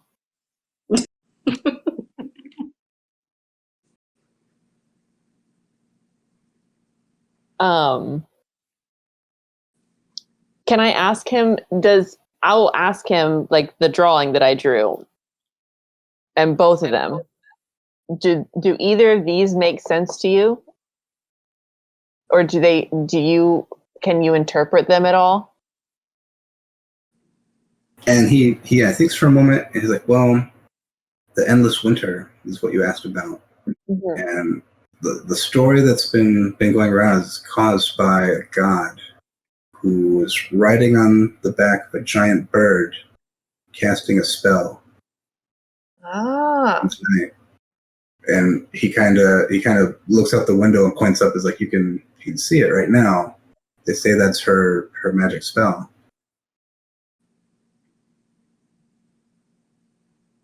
Mm-hmm. So the White Lady has obviously heard the same story. Oh, she's heard the same story, not seen it necessarily. There are people, like local people, who say they've seen the bird at night. But lots of people say lots of things. Yeah. Does he have any understanding of this weird other shape?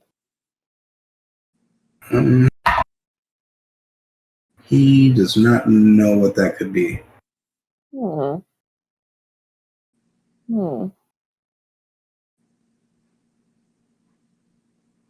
Does he know who I should ask about that?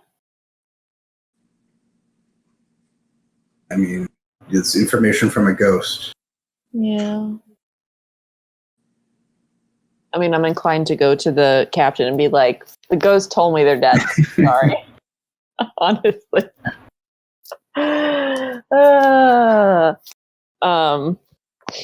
Okay. Well, I will thank Ronaldo for like the best evening I've had in Icewind Dale thus far. Do we like exchange cards or something like that? Like, hey, if you're ever here, hit me up. Yeah, he's White Lady Inn. He's the host, so he'll be here if you need him. Okay, cool. I'll give him like, handshake, a little bow, like a flourishing bow, Oh no, yeah, he'll reciprocate. Cool.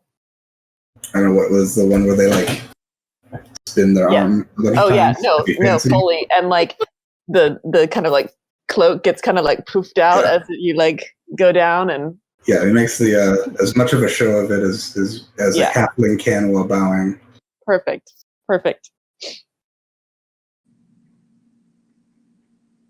And I'm still what was that tail joke that he said?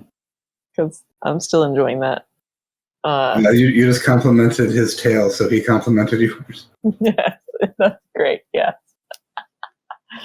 I'm still chuckling about that, like on my way back to everybody else. So I'll come out and be like, guys, where were you? A ghost just spoke to me. You could have been asking questions. I imagine that Jack like weaseled his way into this other group's dice game. and Earl's just kind of sitting by himself, drinking or something.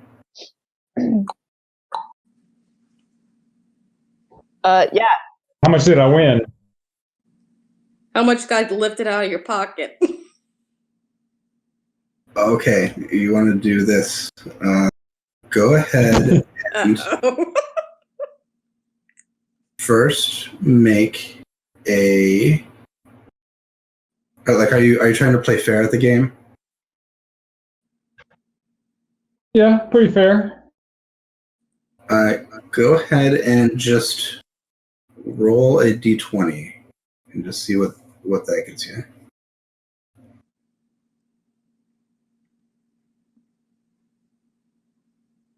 $16.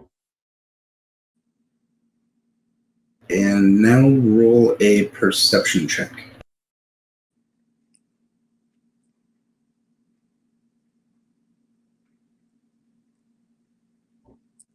Fine.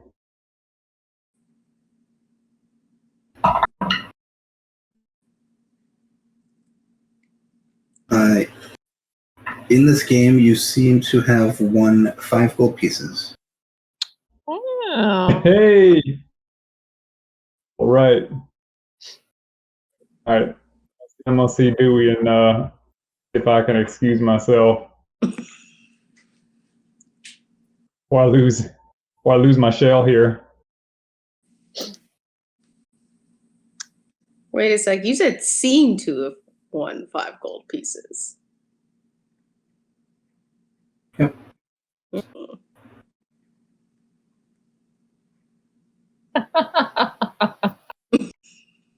Why do I have a bad Well, they seem real when they clinked.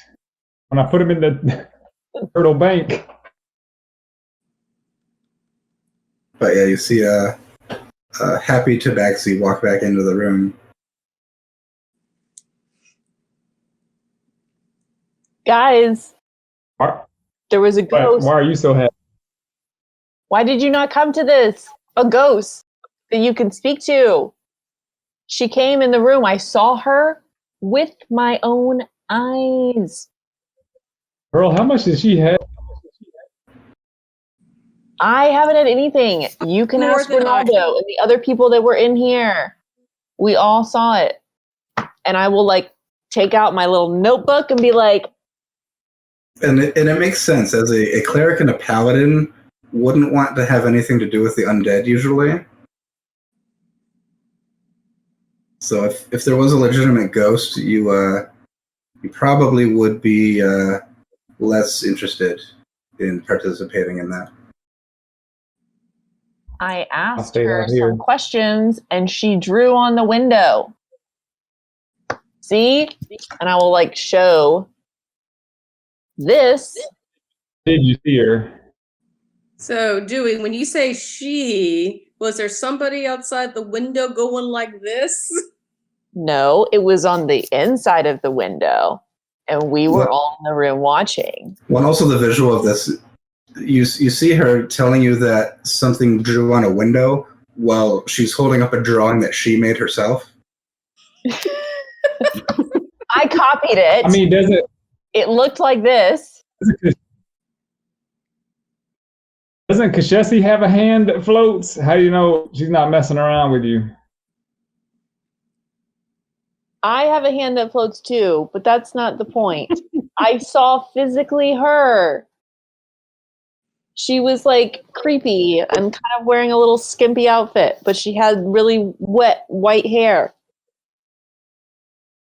So they're clerics and paladins. They know that ghosts are a legit thing, right? Like, I'm not having to explain like the existence of this, like I'm talking about a unicorn or something, right?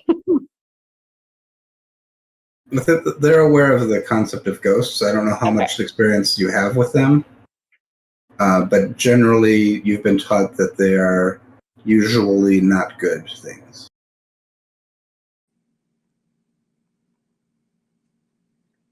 You may or may not even have abilities to repel them. So, okay. So, what'd they say? What'd this ghost tell you? So, this on? I asked if she knew what was causing this eternal winter, and she drew me a person on a bird. Ronaldo explained to me how that's the god riding the bird, casting a spell on everyone. So that's that answer. Bird. Check. A giant bird. Yes. And then I asked her if she knew where the fishermen who went missing were. And she drew this really weird drawing that I don't understand. But I also asked her if they were dead or alive, and she told me they were dead. So we can probably just go check off this mission and like be gone then. And Earl's gonna like take a look at the picture and be like, I'd rather at least see the bodies before taking the word of a ghost. But like he does kind of look at the drawing a little bit and says, "Do you think it's a map?" I don't know. Could this be like a map of, say, okay, what could it be? Like that's the lake, and like that U is sort of like a coastline. Yeah. Or it could be like a trench, like in the water. Looks like a cauldron to me. I don't know.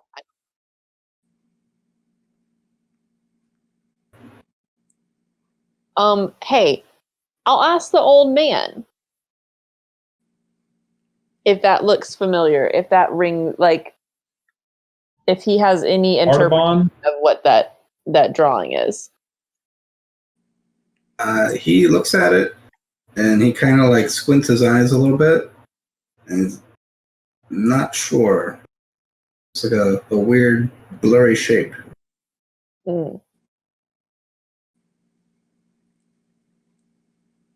Anyway, we have a lead.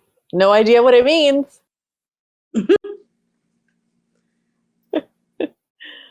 So how often, I mean, have you ever seen a ghost before this guy?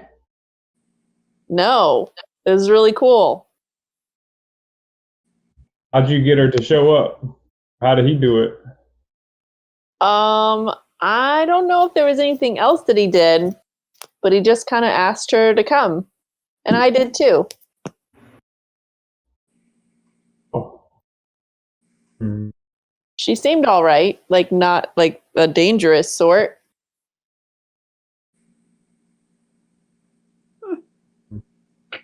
Skimpy clothes, wet in this weather, doing drawings. Odd. Well, if you're dead, you probably Right. don't need clothes to keep you warm. Yeah, so you should have asked her about the treasure. Should have asked. Maybe we could have Bingo. got something. Oh. Well, I feel like I only had like 2 questions, so I don't think it was like Ask her for unlimited. You ask her for a song. I bet you had time for that. I mean, that would have been nice, but I don't know how she would have done that. Ghost banjo. Yeah. Okay, so what do y'all want to do from here? I assume you're going to go to bed at some point, but Yeah. What time is it? it's probably pretty late. So I'd guess like 1 a.m., 2 a.m. Okay. by the time it's all done. Yeah, I'll go to bed. I need my failed spells back anyway, so. Yeah, I gotta take care of this hand. All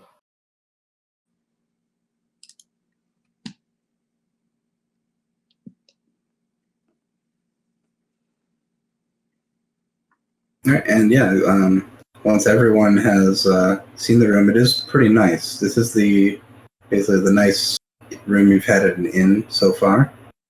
I assume Kashezi is all kind of spread out on a bed right now.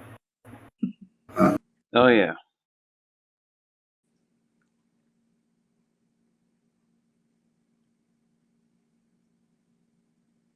It's a large, comfortable room. So there's plenty of other places to stretch out.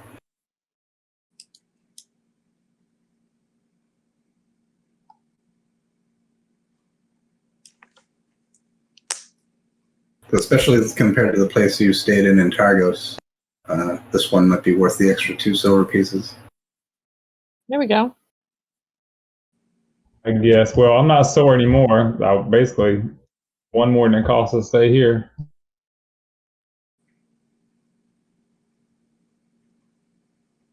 Yeah. So yeah, you guys can take a long rest and start a new day.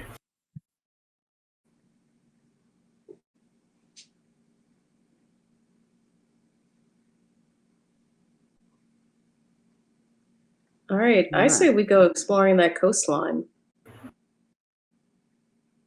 Okay. And if you want to eat breakfast here before you head out, you do notice the menu seems a bit better here than in previous towns, which was mostly just the variations of a trout stew or grilled trout.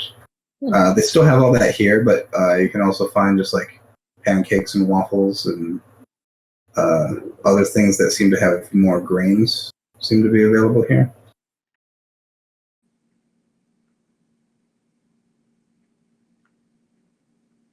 I want a grainy waffle in the shape of my island. I don't know if they'll do that much of a custom order, but they will do their best. There also are eggs and other types of meats other than trout. I'll ask for a blueberry pancake and with the blueberries making a little smile because that's what Earl's nephew liked to eat. All right. Again, they'll do their best. Waffles sound fun. But you can get a Instead of like chicken and waffles, can I do fish and waffles? yeah. But yeah, you can get a good meal before you head out on your journey. Yeah, I'm gonna hold out.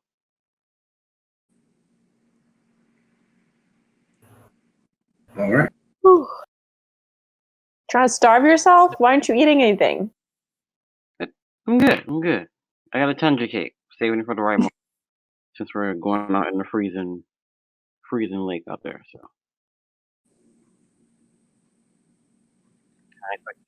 kind of go wrong a little bit. So if we're like walking out there, are we like starting to like trek over to whatever coastline we're supposed to be going to?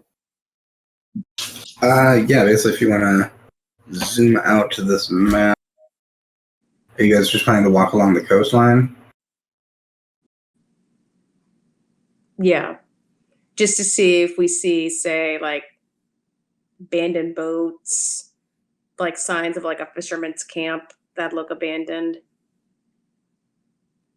So yeah, you basically head to the northeast side of town, and you'll have to cross the river. Will be your first obstacle.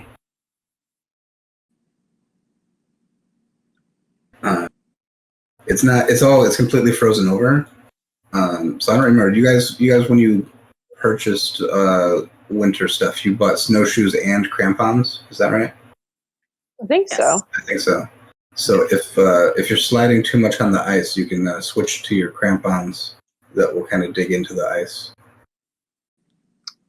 So you can kind of choose if you want to try to walk along the shore on snowshoes, or if you want to walk on the lake with crampons.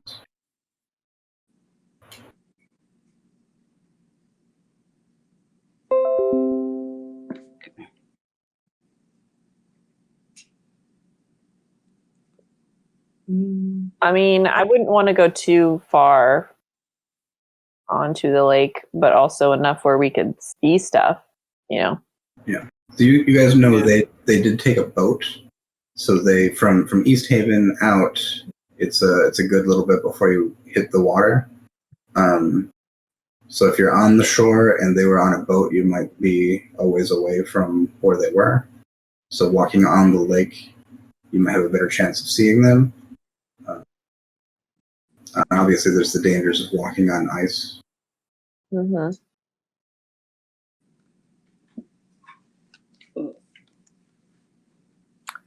But while we're walking, I will explain everything that Kashesi missed last night about the ghost and all the drawings, and I'll be like really animated about discussing it. Are you showing me the journal as we're walking? Absolutely. Okay.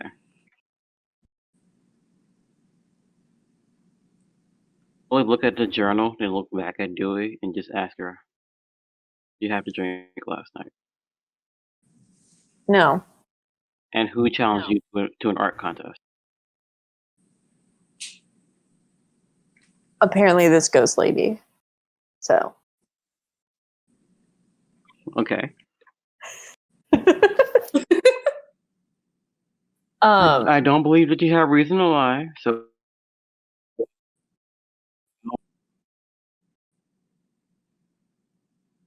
yeah. Yeah, I mean, if we think we'll have a better chance, I don't mind going a little bit. Like, how far out the ice? Like, like, is it like... You don't know where they are. They went missing, so... Yeah, but like, how far is the ice before the water? Like, between the coast and the water? It varies based on where you're at, but I'd say this thickest part, let's see, that's like potentially up to a mile of ice. Yeah, God, that's like, yeah. It's not consistent all the way along, but that's at that thickest part there. I mean, could we do something where it's like I know splitting the party is always a fabulous decision, but 2 of us walk on the shore and 2 of us walk more like a little bit further on the lake. One of us falls in. That's why we have the other person to pull him out. Okay. I mean, I don't think someone would see more on the shore to split it, unless you're just like worried about having 2 people fall in the water, you know? Is that what? To split it? The other person. Like, as I was thinking more that maybe like on the shore you would see, like, say, like an abandoned boat or like a campsite. Hmm. You know?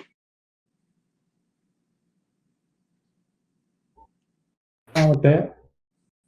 So the one thing you would know is with this much ice around the outer edge of the lake, any boat that's on shore has not been in the lake recently,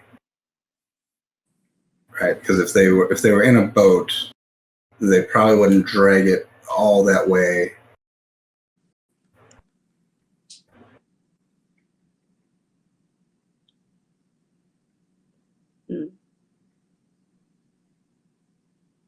And you do see there are people who have basically gone ice fishing. There's little tents set up occasionally, and little kind of like makeshift wooden structures on the ice here and there. Do you think that people have been fishing this area? And there are some structures that people could like spend a night in. There's shelter here.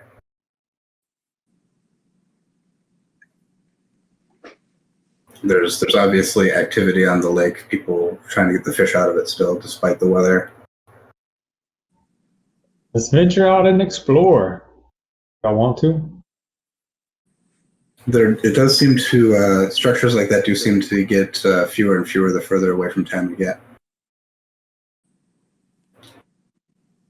And one thing I'll say, I think Jack will realize when, based on the fishing permit he got on the other lake and what the geographic restrictions were on him, and what I guess he wasn't there when the guards. I guess he was when the guards talked about how Easthaven has a smaller fishing region.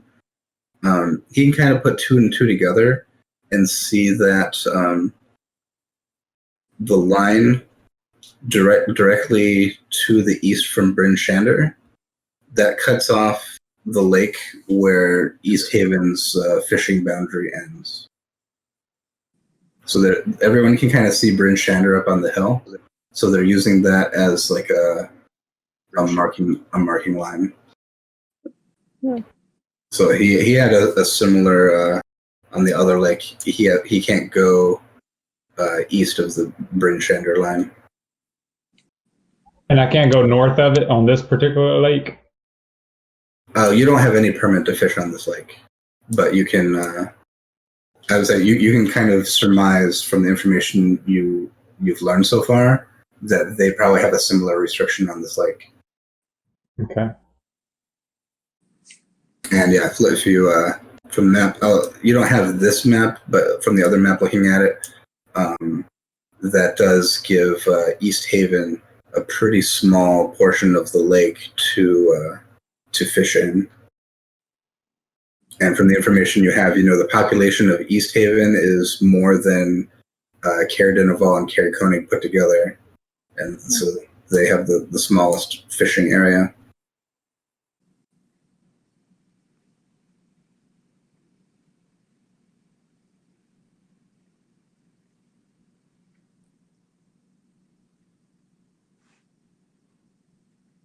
Just going to measure how long this is. So the whole lake is 12, 13 miles long.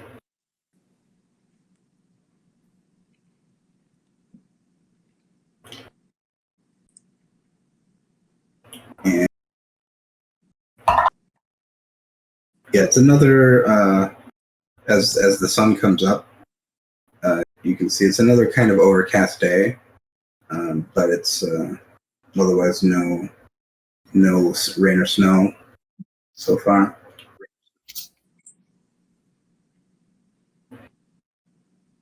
I mean, if you guys want to go on the ice, we can do that. I think if we get past 60 feet from the shore, I'll probably get nervous, but... I mean, when there's a mile of ice, 60 feet is nothing. I know. I mean, I have a bow staff. We could tie off. We each got sections of rope, except for me. Space out. One of us falls in. And y'all are light. I'm the heaviest one. And I can swim. What's holding us back? Okay. Let's do it.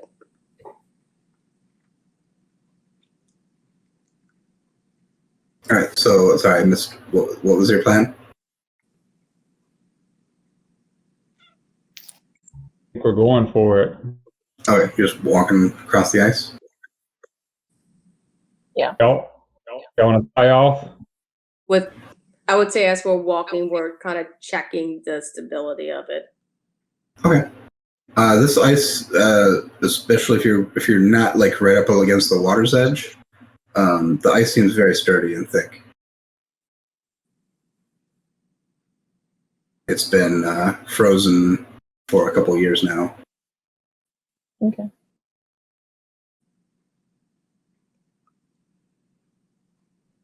And go ahead. And what's your order? How are you arranged?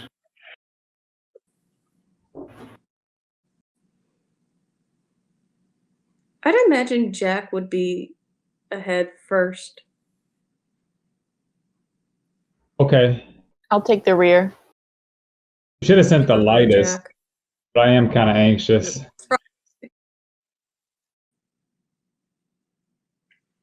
Yeah, I'll lead the way. I got my quarterstaff out. Lead the way. Okay. Go ahead and make a survival check. Okay. Just for general, just navigation.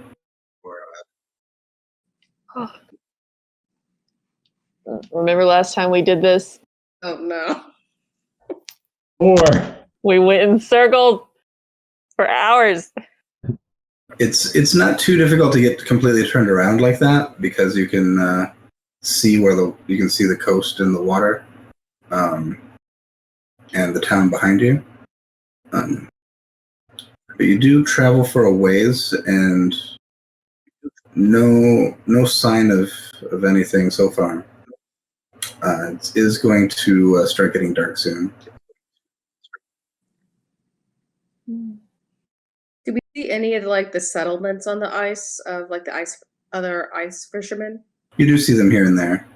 They do seem to be further away from the shore, especially recently as the lake is getting more and more frozen. It's harder and harder to dig through all that ice. So they're moving further in. But yeah, basically outside of the town, there were tons of them, and the further you go, the fewer there are. But there's still some here and there you can see. Maybe we can stop in and camp with one of those through the night when it gets all the way dark.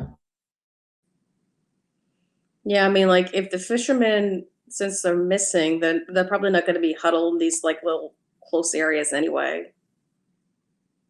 So I would say keep going. Yeah, I don't want to use up more time because I'm convinced they're already dead and this is like a pointless journey, so. I was just about to bring it up. Like, considering that Dewey says they're already dead. Yeah, they're dead, so we're just finding dead bodies to confirm at this point, so. But Like, will we be taking the dead bodies to turn in? I mean, right now, like what we would tell the captain of the guard is that a ghost said that the people are dead, but that we have no confirmation. And given how we entered into the town, I would think she would want more proof. Yeah, but Koshesi did ask, like, if we don't find anything, like, is that okay too? And she said as long as we like looked, and if we spend all day looking, like, I don't want to spend more than that.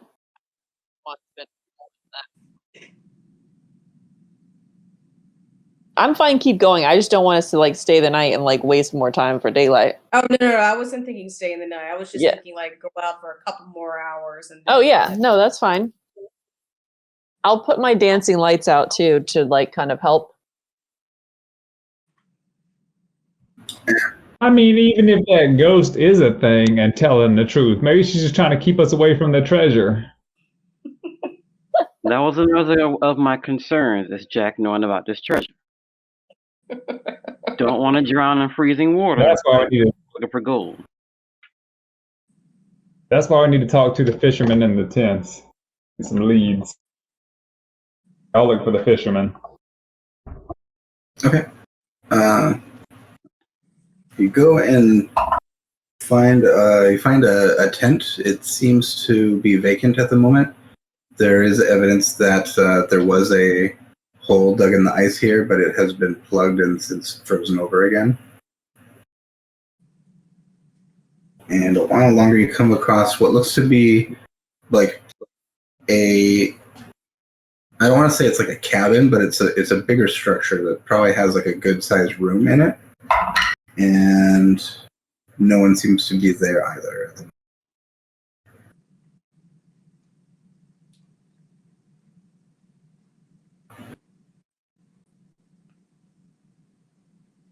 Go ahead and make another survival check, Jack, as you lead the travels.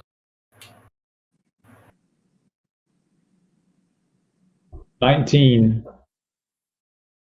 Okay, yeah, you do go out for, I'll say, another couple hours. It's starting to get dark now. But I'll say you get all the way up to the river at the far end. And you do notice a rowboat untethered in the water, kind of caught in some ice. And you see basically the far side of basically the other side of the river. The bank comes up really steep. On that side, it goes into one of the foothills, and you see there are 4 caves along that cliffside. In the boat, is there anything in the boat? Like knapsacks? You just see it floating in the water. You haven't. You'd have to, in order to get to it, you'd have to like go through the water or have some way to like get a hold of it. Can I use my mage hand to kind of drag it? Or is that too much weight? I'll say, yeah, it'll take some time. It's not going to pull it quickly, but you could, especially if 2 people have mage hand, you can try and get it and pull it closer to shore. Okay. Yeah, I'll help out with that. Okay. Yeah, you see. Can we like have our hands high five at the end? Yeah. Written on the side of the boat, it says "Bunch o' Knuckleheads," and yeah, it's knucklehead is spelled like knucklehead trout. Mm-hmm. And you see in the boat there are 4 oars, 4 sets of fishing tackle, and a dozen empty bottles of Easthaven ale. Mm-hmm. So would this be similar to the boat that the people were looking for? Is that like what? It's very similar to what you'd expect. Okay.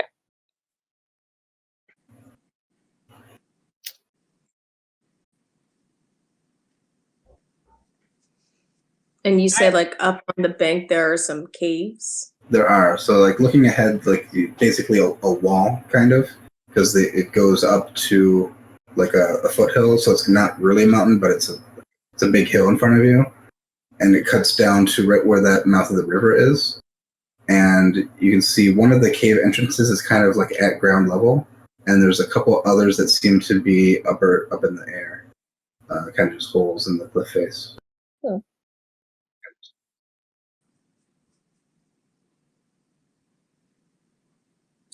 think I'd like to at least look in the ground level cave entrance.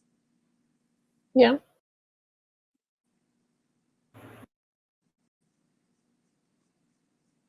Okay, and as you walk closer,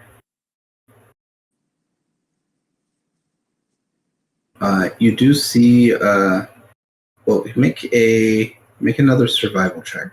Just make it as a group. Have everyone roll.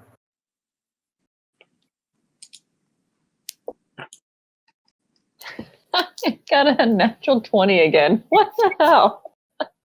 And it's like not on that important stuff. Bard is killing it. Well, that's good because my rolls have sucked tonight. And- With my +3, I got a 6. 7. So yeah, What was that? Survival? yes. Yeah. Oh, so yeah, it'll be 11 for me. Okay.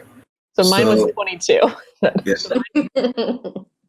So I'll say Dewey notices this for sure. As you're walking towards that cave, you do see little chips in the ice as you're walking. It looks like someone else was wearing crampons and walked this way. Okay. So there's kind of a trail you can follow. Okay. And like, you know, probably walking into caves is not like a smart thing because like what if it's an animal? But like those make me feel like, okay, this must be like, you know, a human at least went in here. Although who knows, it could still be an animal in this cave. We're walking into a Yeti cave essentially, guys, so let's get ready. And I'll have everyone make a perception check. Well, I'll say Earl automatically passes this because you have a crazy passive perception. But everyone else, make a perception check.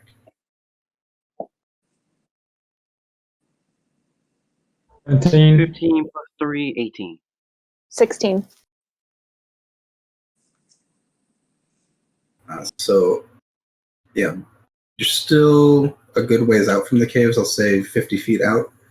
But all of you notice there's something flying kind of above the coastline towards you. And you can identify them as harpies. Ah. Seem to be 2 of them. And they seem to see you. What's the harpy? They look like? Do they look like They birds? They're are a kind of like a humanoid with wings.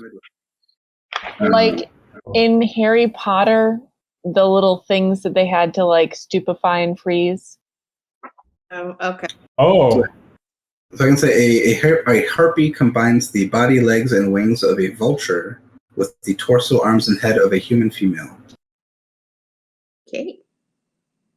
So not quite Tinkerbell. Yeah. No, they're not. I'm pulling out. I can I'm keeping a low profile, but I'll pull out my bow. throw it in chat. Here's an artwork of a harpy. But they're like small, right? Or they're like I think they're medium sized, so they're the size of a normal person. oh, okay. I don't know why I was thinking small. What am I thinking of then? Bye-bye. So yeah, they're coming towards you. They're still a bit off up the coastline, but they seem to be heading toward you. You could try to make a stand and deal with them, or you could try to run away, or you could try to run into the cave. Well, this is probably their caves, so. And we perceive their intention. You can try to make an insight check.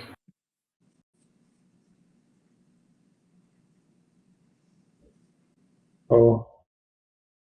So what was that? 4. A 4. They, as far as you can tell, they are hungry and looking for something to eat. Do we know if these eat, if they're inherently evil and or eat humans? Then let me see. You can make a nature check. okay. I have to throw him a tundra cake. 16. Yes, they are usually evil and sadistic, trying to lure people into a gruesome death. Perfect. Good. So I'll say, bad. We want to avoid these. And I will say with that, you can also say that they also tend to be, what's the word for it? They'll be easily frightened. Oh. So they might try to capitalize on something if they have an advantage, but if something spooks them, they'll likely leave you alone. Okay. I pull out my longhorn. Is that accurate to say? What was that? So they have noticed us and they're coming towards us. Is that clear? Yes. Yep. So you have a little bit of time to do something, but they're coming in quick. Let's see. Pull out the longhorn and give it a blow. And I can throw sacred flame just in the general air to see if the bright light will. Sure. Then I'll let you decide. Either both of you can make an intimidation check, or one of you can with advantage.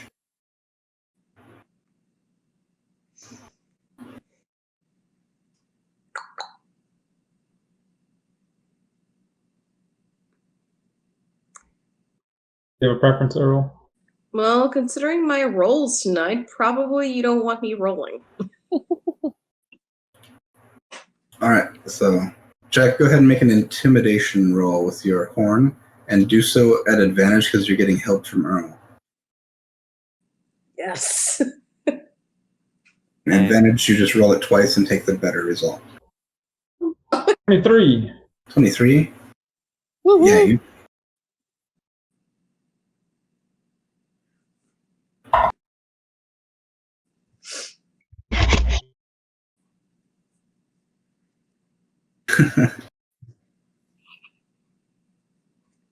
Yeah, you blow a loud horn, and you see them basically as they're coming in, they kind of swoop down. You blow your horn, and they will just stop and turn as quick as they can. They're not wanting to go up against that loud sound. Right. They're not music lovers, do we? I feel like Dewey's insulted that was compared to music. You taught me everything I know. I'll be like, It's okay, Dewey. He didn't mean it. He didn't mean it. Well, you've scared off the harpies for now, and you are nearing the entrance of a spooky cave. And as the wind blows, you kind of, some wind is coming from the north and from the east where you are, because the hill in front of you is blocking a lot of the wind. But as the wind is kind of blowing through the ravine in front of you, and it hits that cave, it makes this creepy ooh moaning sound. perfect. Like a cartoon. Perfect. Super And stoked. we'll end there for tonight. Yay. Oh, Just burn a wizard, get arrested, visit a ghost, and walk across a frozen lake. Scare some harpies and call it a night. Yep. How we roll. Yep. All right, good game, guys. We'll pick it up here next time. Bye. Bye.